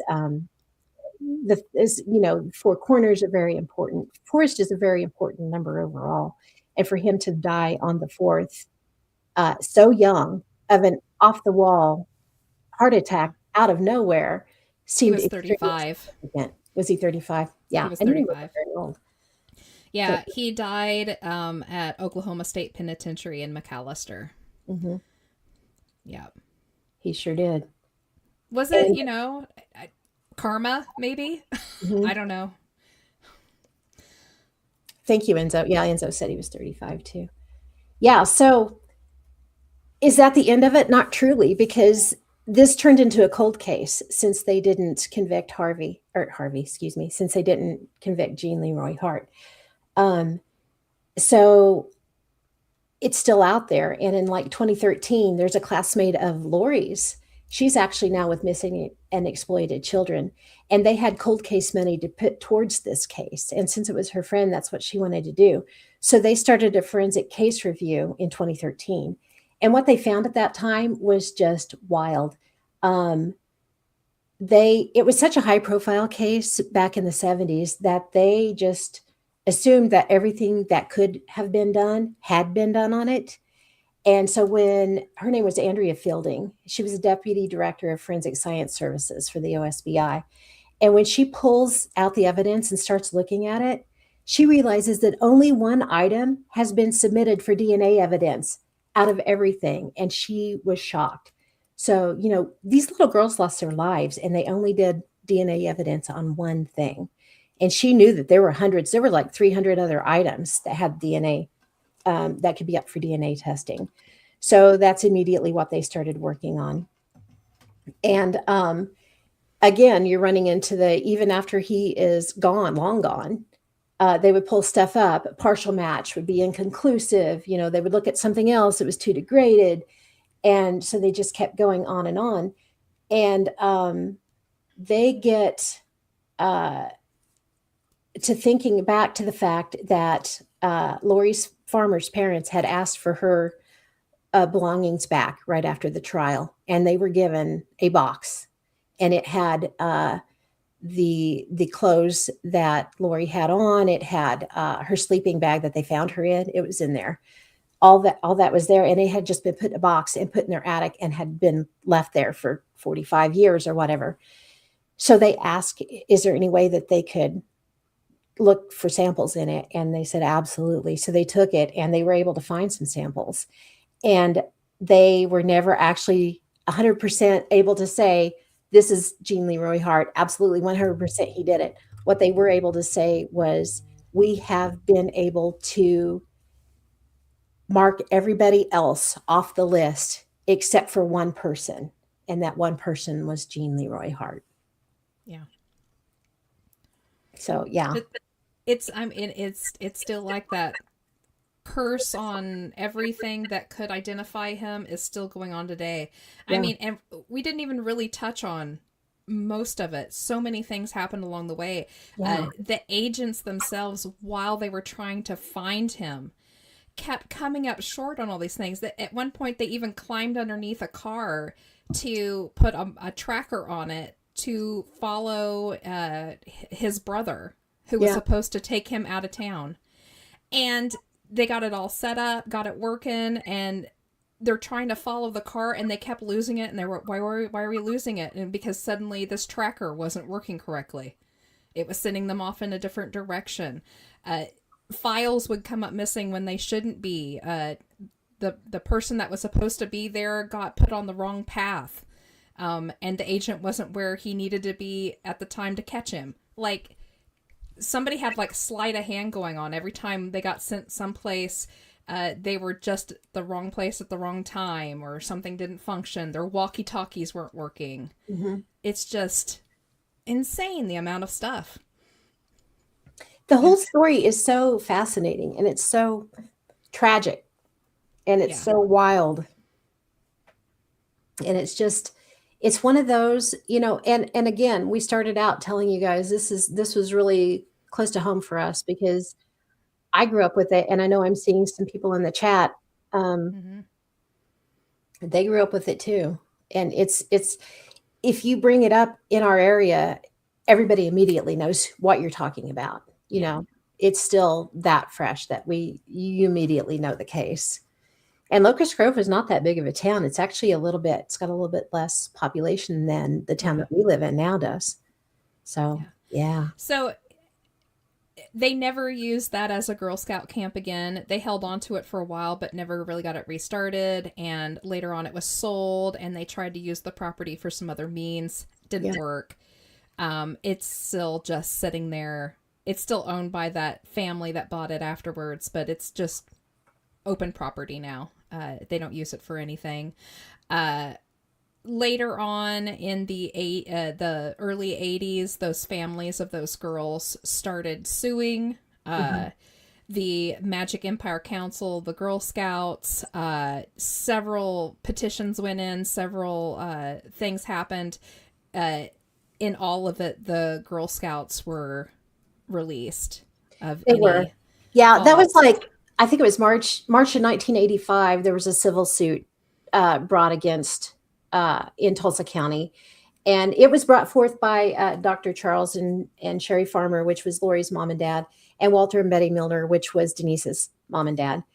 And they brought forth, they believed that the negligence of the Scout Council and the insurance company allowed their daughters' deaths.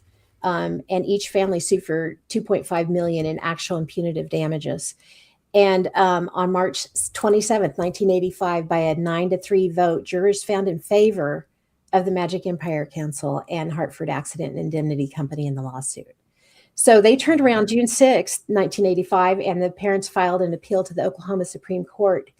And on December 16th, 1986, the Supreme Court upheld the decision.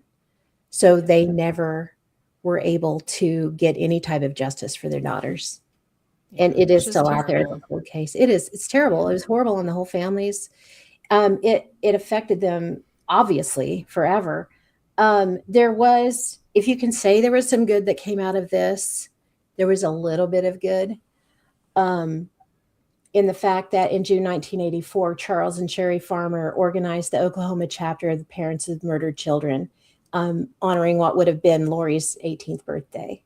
And then the Gousset family, they became members of the Oklahoma Crime Victims Compensation Board, and they organized a local chapter of Compassionate Friends, which is a support group for parents who've lost children. So those things did come out of it. Those are still active groups today. Does it make anything better? No. No. It doesn't. Enzo said, do you think there's a paranormal connection between one of the dogs having a heart attack and Hart dying of the same thing at 35 years old? Maybe. I don't know. All of it's really weird. I mean, I don't know. You guys in the chats, let us know if you think there is something supernatural to this. I can just tell you, and it's just my opinion, coming from an American Indian background, every culture has paranormal behind them, and American Indians do too. Yeah. And while I've never had an experience with an actual medicine man or any type of magic or medicine that might come from them, as you may say, I completely believe that stuff like that can occur. I would be remiss to say otherwise. It's like we say with all the other things. How can Bigfoot people not believe in ghosts? If you can believe in Bigfoot, how could you not believe in something like ghosts? Yeah, exactly. So, exactly. Ashley said, "Thank you for sharing all of this." You're welcome. This was a heavy one, and it's fascinating, and I think it's one that we really wanted to honor the victims because, and I hope we did to some extent. As long as your name is said, as long as it's repeated, you're not truly gone. Yeah. Did you want to pull up their pictures? Absolutely. Do we have those? We didn't. We should do that. Absolutely. Let me pull those up. There they are. Yeah. So, Denise Milner, or Doris. Denise was actually her middle name. It's what she went by, but her first name's actually Doris. She was 10. Mm-hmm. Lori Farmer was 8, and Michelle Geis was 9. Gusay. Yeah. Gusay.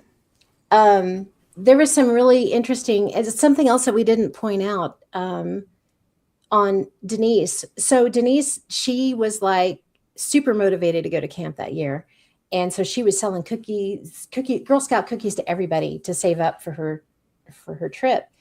And the day before they're supposed to go, she's like, "I don't want to go, Mama. I've changed my mind. I don't want to go." And her mom's like, "Oh, come on. You did all this work. You really need to go. You're going to make friends. It'll be okay." "No, I don't want to go. I don't want to go."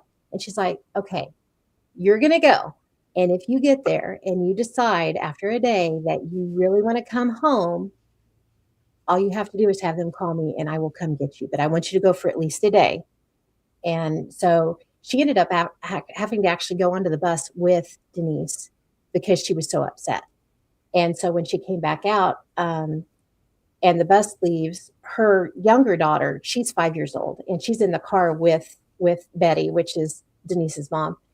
And they're driving home, and the daughter says, "Mama, what happens when people die?" And she was like, what do you, I'm not sure why you're asking that. "Well, what happens when people die?"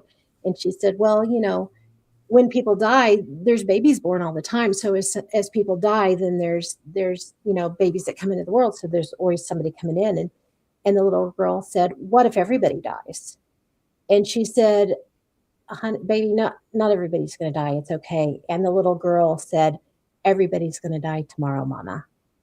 And that was the other biggie as far as the supernatural woo-woo crazy crap that goes along with this went. And that quote is not pulled from just off the wall information. That's that is the quote from Betty, which is Denise's mom. And it's in the documentary. If you go onto YouTube, Someone Cry for the Children is on there.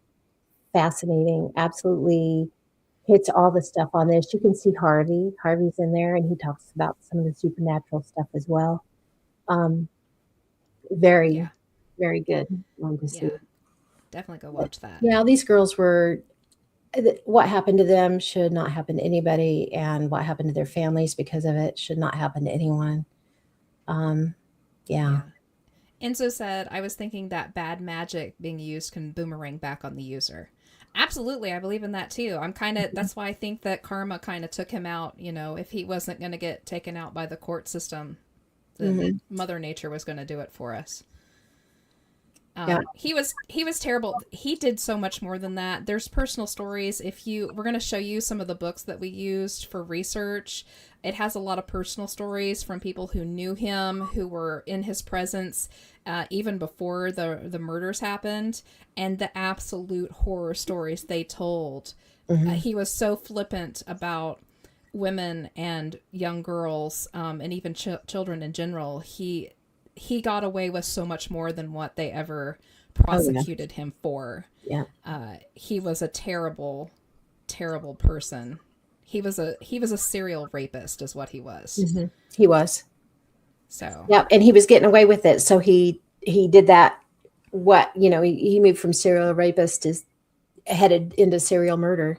And I think he would have been a serial killer had they not caught him, because they just chase that high, and when you're getting away with one thing, you're going to move to the next, and that's the route he was going down, it sounds like. So awful. Awful. All So right. let us know if you guys liked this. We'd be more than happy to look into some more true crimes we want to make sure they have some kind of supernatural something with them, though, some kind of paranormal twists. But yeah, we wanted to definitely. Did you do a page with the books on it, or a picture with the books on I did not. Okay. We're going to, though. So I will definitely post our research books on our Facebook page like I usually do, because if you're interested in this at all, there is so much information on this case, which just goes to show you how ridiculous it was that he got off. Mm-hmm. There is just multitudes of information. I mean, every book you find literally has almost time down to the hour. Yeah. How things happened, what they found, where they found it at, what fingerprints had on it, did it have blood, down to the last minutia. Mm-hmm.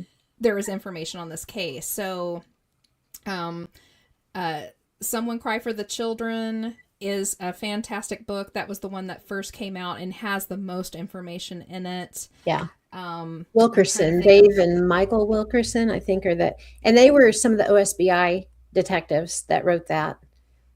Let me pull up. And that's what the documentary that's on YouTube is, Someone Cry for the Children. It's based on that book, and it's got Carla's in there. Carla Wilhite's in there. You'll get to hear some of the people that were absolutely right in the middle of all of that.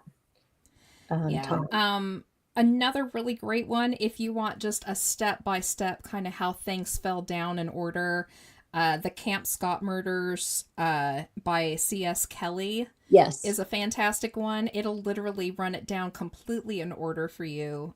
Mm-hmm. Good book. Another one that was written, Tent Number 8 by Gloyd McCoy, is a really great one. It kind of goes into some of the storylines you don't get to hear a whole lot about around the camp itself and what was kind of going on in there. I really like that one. Plus, it had a lot on the trial and kind of the pitfalls and what was happening day to day in the trial. And then another one that I found that was really great was called Shattered Justice, the Oklahoma Girl Scout Murders by J.D. Morrison. Mm-hmm. And it really digs into like the OSBI and the sheriffs, all the agents and everything they kind of went through with the case, looking at it from their perspective. It's really interesting to kind of see how they were kind of going at it, and how things were falling apart for them or how things were working right.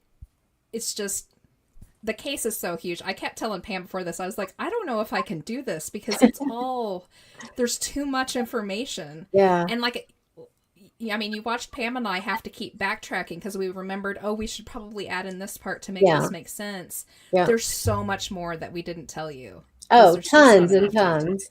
Tons and tons. And there's also girlscoutmurders.com. There's some really good information. It's an older website, but it's got some, you'll see some of the pictures that we shared tonight on there. There's some really good info on there too. It's like a whole encyclopedia of the events that have happened on there. And there is a newer documentary. It's a couple of years old. It's on Hulu. and it's Kristen Chenoweth, the actor. Um, she's on it. She actually was supposed to be at that camp at that time, and I can't remember what the reasoning was. Can't remember if she was Yeah, she sick didn't or make she was it. in something Yeah. happened that she couldn't go, so she ended up not being there. But um, yeah, it's a really good one too. There's a People Magazine investigates on the Oklahoma Girl Scout murders that's out there. I think it's from like 2023. It's a pretty new one too. But yeah, there's tons of information out there if you're interested in it. And if you are, let us know if you went and looked any of it up and what you think of it. Yeah. All So right. yeah, So, Julie said, because we'd asked the chats what they thought. Julie said, I'm sorry, not paranormal, just a sick man doing evil things. I came from a Native American Indian background too. My grandfather was Cherokee and grandma was over 50%. My grandfather walked the trail. Um, yeah, like there's no, we don't know. mm, Weirdness too, but I have no idea. I it's just terrible that it happened at all. The fact that we're mhm. talking about it right now is a tragedy Yeah, in itself. yeah. So that it ever happened that we would talk about it later is They just should terrible. have been able to live to be adults and live their lives and have families if they wanted to, and they all that was taken from them. Yeah. I will but like you said, I mean, it's terrible that they did die, but they didn't die completely in vain because of what happened to them. Everything got changed about how all summer camps work, Yep. regardless of Girl Scout, Boy Scout.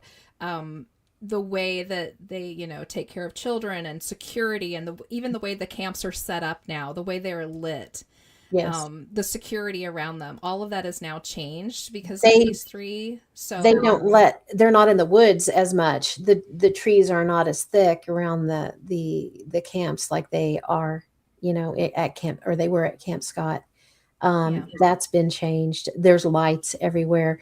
There's a counselor in every tent, and the tents aren't just wooden tents anymore. They're actual, most of them are concrete based, or log cabin based, where you can actually close yourself. Somebody can't just lift the back of it and come right in. yeah, So yeah, there's been a lot of changes based on that. So it's sad. So yeah. sad. But yeah, that's All our right. that's our research that we had on this. And again, I wish we had more time to spend on it. However, neither one of us really wanted to do another show I on it. So Yeah, I don't think I can stomach much more. I mean, no, as a mama, I can't. yeah, I can't imagine it. I can't either.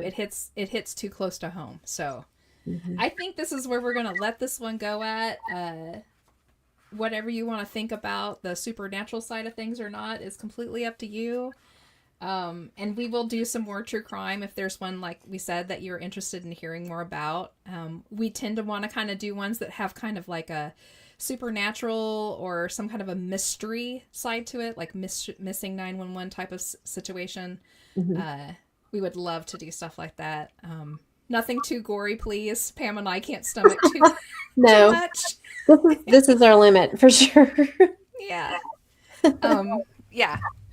Like we limited what we showed you in pictures. If you go through these books and the documentary and stuff, you're going to see some horrible pictures. Just a Yeah, heads up, just a yeah, FYI. Um, we certainly weren't going to post those because no, no. yes. It, Enzo said this one was graphic enough. Absolutely, yeah. yeah. So let's try to bring it around a little bit happier, and let's work on the notebook game. So if you've Yay! been here before, you know how this works. Choose a notebook 1 through 5, and then a page number 1 through 100. Yep. And I will read whatever is on that page. So everybody in the chat, start throwing in your picks. Wow, some of these guys are like at Camp Washashi. We had tents just like those, and the counselors couldn't be in the same tent with the girls. That's crazy. Isn't that crazy? Yes, because that wasn't that long ago. First one is notebook 5, page 44. And Julie said when I Florida. was in Scouts in the mid 80s, the camp was still set up like that in Kansas. Dang, that's crazy.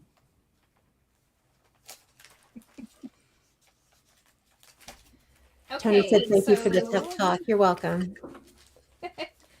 this one is we were talking about the Overton Bridge. Um, that's the dog suicide bridge. Do you guys remember talking about that one? Oh, yeah. Yeah, that was back on, goodness, which one was that? It might have been Pets or something like that. Maybe, oh, Spectral Pets or something like that. Yeah, that would have been Yeah, early in season one. yeah. Okay, so Overton Bridge, it's in West Dam- Dumbartonshire, England or Scotland, excuse me. Um, I'm sure somebody in the chats is going to rip me for that one. Since the 1950s, numerous reports of dogs jumping or falling off the bridge have been reported, with the incidents often resulting in, serious injury or death upon landing on the rocks 50 feet below. Many say it's paranormal and that the grounds on the bridge feel weird and mystical. The death count of dogs is around 50. 600 plus have jumped but survived. Time of day and the time of day it happens is completely random. Those whose dogs jumped from the bridge reported a sudden change in behavior moments before, as if suddenly possessed. Dogs that survived are nearly all reported to be permanently traumatized. Around the bridge, a ghostly white lady has been seen. Supposedly was also haunted by a demonic entity during pagan times. In 1994, Kevin Moy threw his 2-week-old son to his death from the bridge, as he believed that his son was the reincarnation of the devil.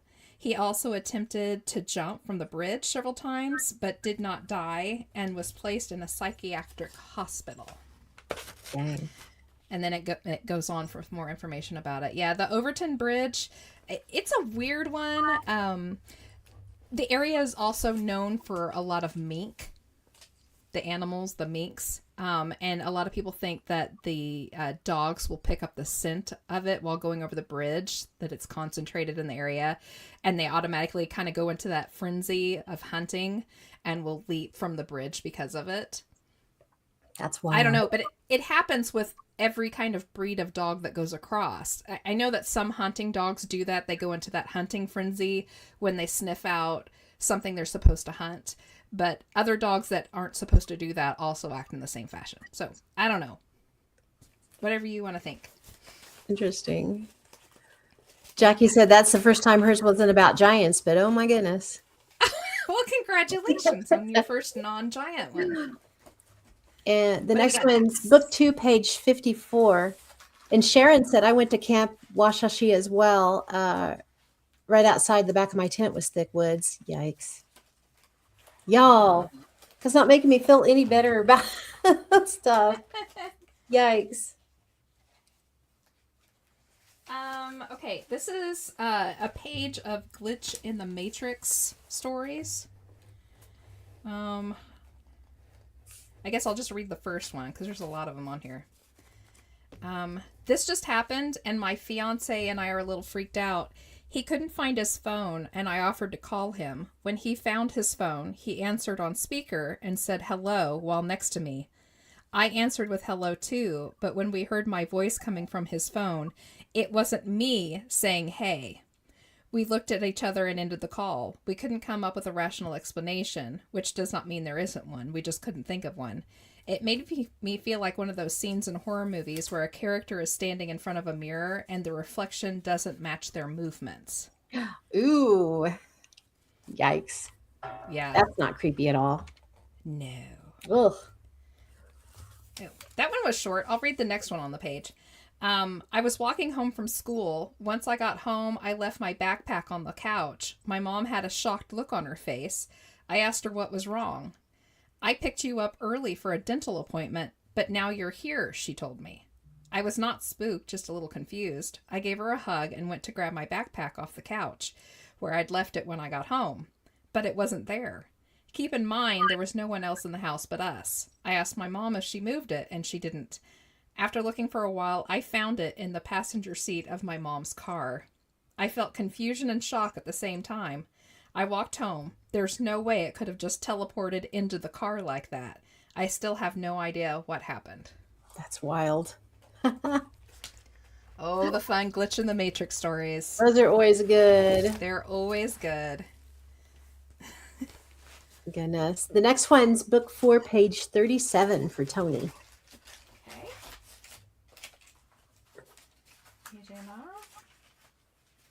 Her cheeks are really red. I think it's because of the topic we were discussing. Maybe. If it makes you a little uncomfortable, you know. Oh, okay. So this page is actually Sally House. And it's part of our investigation.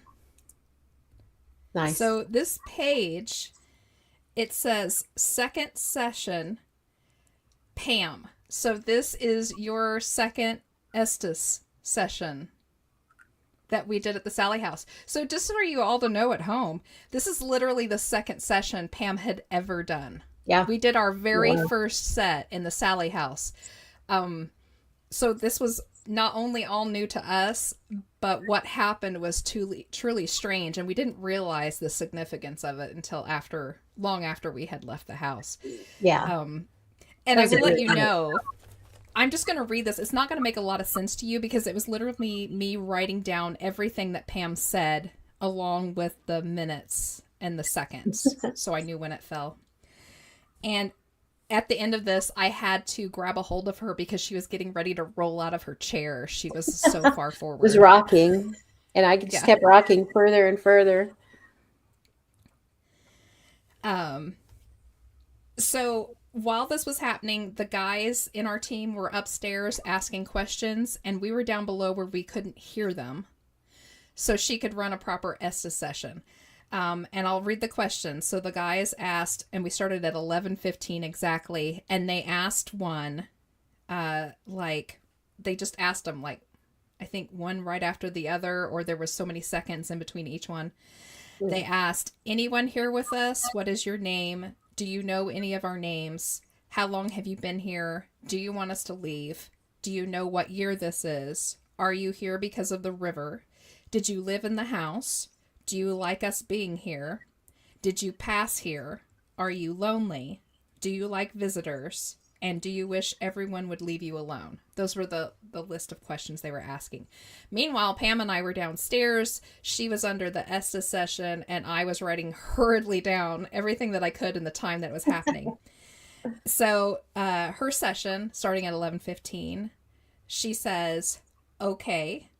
And then she hears 2 snaps right in a row, and aren't you finished? And then she hears a really loud boom, and then she starts hearing water dripping. And then there's another loud boom. And then she hears definitely, yep, about 15 or 50. And then there's a little blank spot, and then she hears yes. And then there's another little blank spot, and then she hears she needs to know. What do you mean? Medical. Mom. And then she hears somebody go, shh. And then she hears, this always makes me laugh. She said, it sounds like a slappy sound, like something slapping, like a slappy wet sound.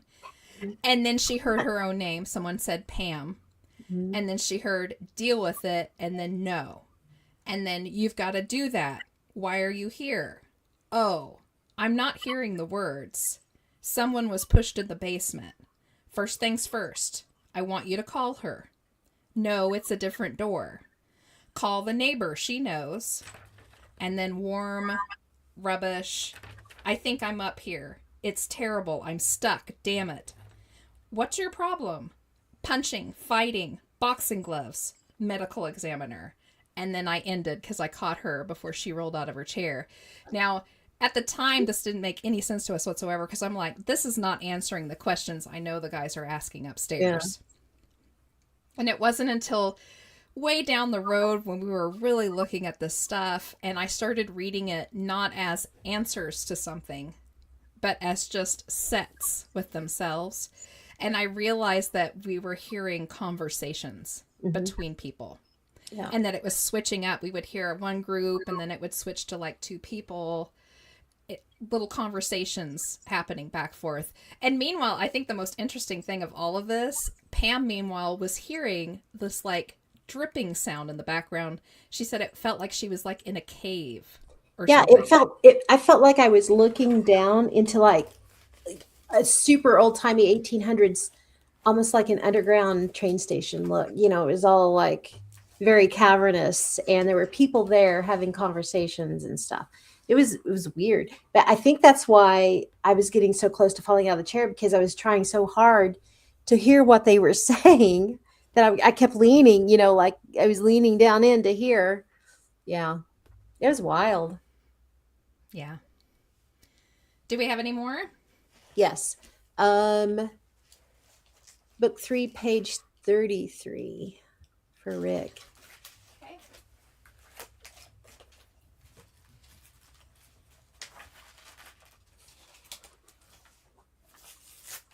Okay. This one is on Oh, thanks, oh, it's on PK. It says it's my first time listening to your podcast. Definitely a heavy one to start with, but I'll definitely be back. Yay, thank you. Oh, yay! So stick around for just a little bit. When we get done with the notebook games here, we'll talk about what's going to be on this next show. It's going to be a big one. Mm-hmm. This page is on, so this is part of the research that Pam and I were doing on May Day stuff. Oh, yeah. So we're talking about Fae, Irish Scot, Celtic lore kind of stuff. And this particular page is on May Day visions. Through Midsummer's Night, though Midsummer's Night is traditionally the time when the fairy folk are abroad, they made unexpected appearances on May Day as well. It was believed that fairies could lead mortals astray, confusing them with strange lights or music, but they could as easily blight a farmer's fields or disease his cattle. On May Day, too, it was believed fairies might steal human children and replace them with changelings. Yet a child born on May Day was believed to be lucky and to have the ability to see fairies. Yeah. Some May Day customs seem to be based on people's fear of fairy folk. The noise and commotion people made at May Day celebrations was aimed at scaring away the fairies. Farther back in time, noise-making may have been an aspect of a ceremony in which an animal or human sacrifice was made to appropriate the older nature gods, who in fact became the fairies in later times. So a little bit on May Day stuff. That's a really interesting topic. I'm sure one of these days we're going to do a show on something like that if Pam has her way. Yes. Because that's Pam's thing. Yeah. It's Although totally interesting. I'm Yeah. all about it too. very interesting stuff. So, yeah. Yay! The next one is Enzo with notebook 4, page 27, please. All right. Easy enough.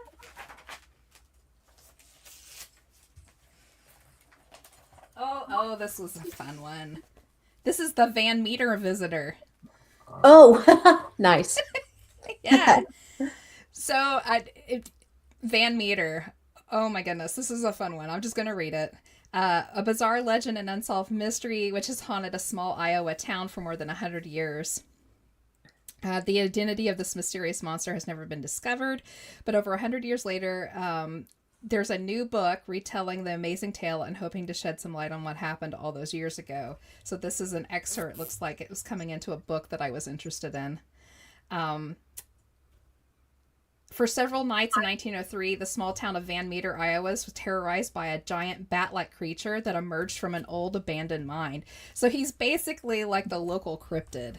In fact, if you look up cryptids, it's probably one of the big ones that'll pop up besides like Mothman and Bigfoot and Dogman and stuff like that. The legend dates back to the fall of 1903 when several of Van Meter's most well-respected citizens reported a half-human, half-animal with enormous, smooth bat wings flying around.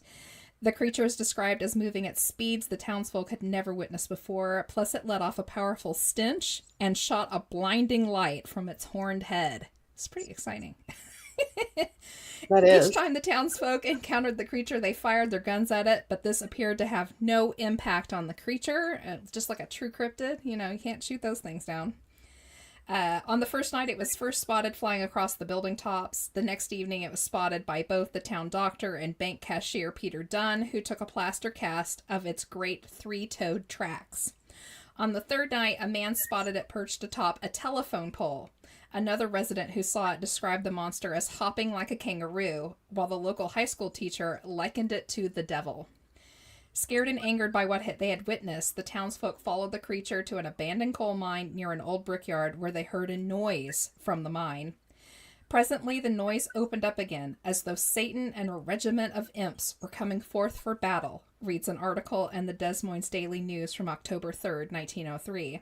The monster appeared together with a smaller version.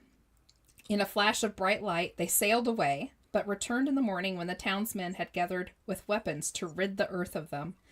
The reception they received would have sunk the Spanish fleet, but aside from unearthly noise and peculiar odor, they did not seem to mind it, but slowly descended the shaft of the old mine, and the creature was never seen again.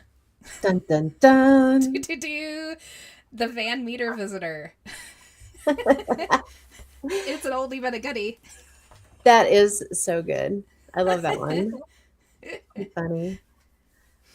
Going back a little bit, Enzo said, that's interesting. My Estes session, I felt like I was the only one hearing one part of a conversation and not the others. Yeah. Estes sessions are weird. I mean, they are. Yeah, we've had some strange ones lately too. So, as Jackie Enzo knows, he was there. Yes. Jackie said, I got a strange goosebumps while hearing what Pam was saying in that session. It was a wild night. It was a wild night. I will say, like, Sally House is a turning point for us. Mm-hmm. It's where we went from just a plain old paranormal group with some, ideas about some other things to a full-on, we went all over the place. We did. And paranormal now is kind of like our back burner thing. Yeah, it really is. And so said, looking at some of the artwork on the Van Meter visitor, it kind of looks like a pterodon. Yeah. Yeah.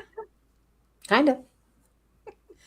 All right. Do we have any others? Or are we good? I think that was the last one. I don't think I missed anybody. Cool. It is late. Look how far we've gone. I know. Over time. I know. Oh my goodness. Okay, so really quick, let's let everybody go. It's getting late. Really quick, join us in 2 weeks on, the 28th, Wednesday night at 7 p.m. Central. We're going to have our 50th show. We're so excited. We are going to do a year in review, and we're also going to do kind of a what's ahead for us this year. We're going to talk about all the shows we're going to fit in, all the themes and things like that we're going to talk about. We're going to have Enzo and Mark on, and our favorite psychic medium, Christy Campbell's going to give on, and she said she might give us a little insight into our future. Ooh, fun. Yeah, a little reading for the podcast. Oh, that's exciting. Yeah. Plus, all of you in the chats, come on, because Christy will do little readings and stuff for people once in a while. So if you ask her a question, there's a very good chance she might answer that for you. And she's dang tootin' good. So yeah, she is. And she's so much fun. And she's one of the most wonderful human beings I've ever met. So we're super excited to have her on. So definitely be here in 2 weeks on the 28th, Wednesday night at 7 p.m. Central. Thank you, everybody, for hanging out in the chats and being part of the show. I know it was a little bit heavier than usual, but thanks for hanging in there with us. I thought it was an important one to bring across. Take a second, if you haven't yet, like and share, hit that bell, thumbs up, subscribe, and all that good jazz. Listen to us wherever you get your podcast. And I think we're good. Keep it weird, keep it strange, and remember, it's all connected.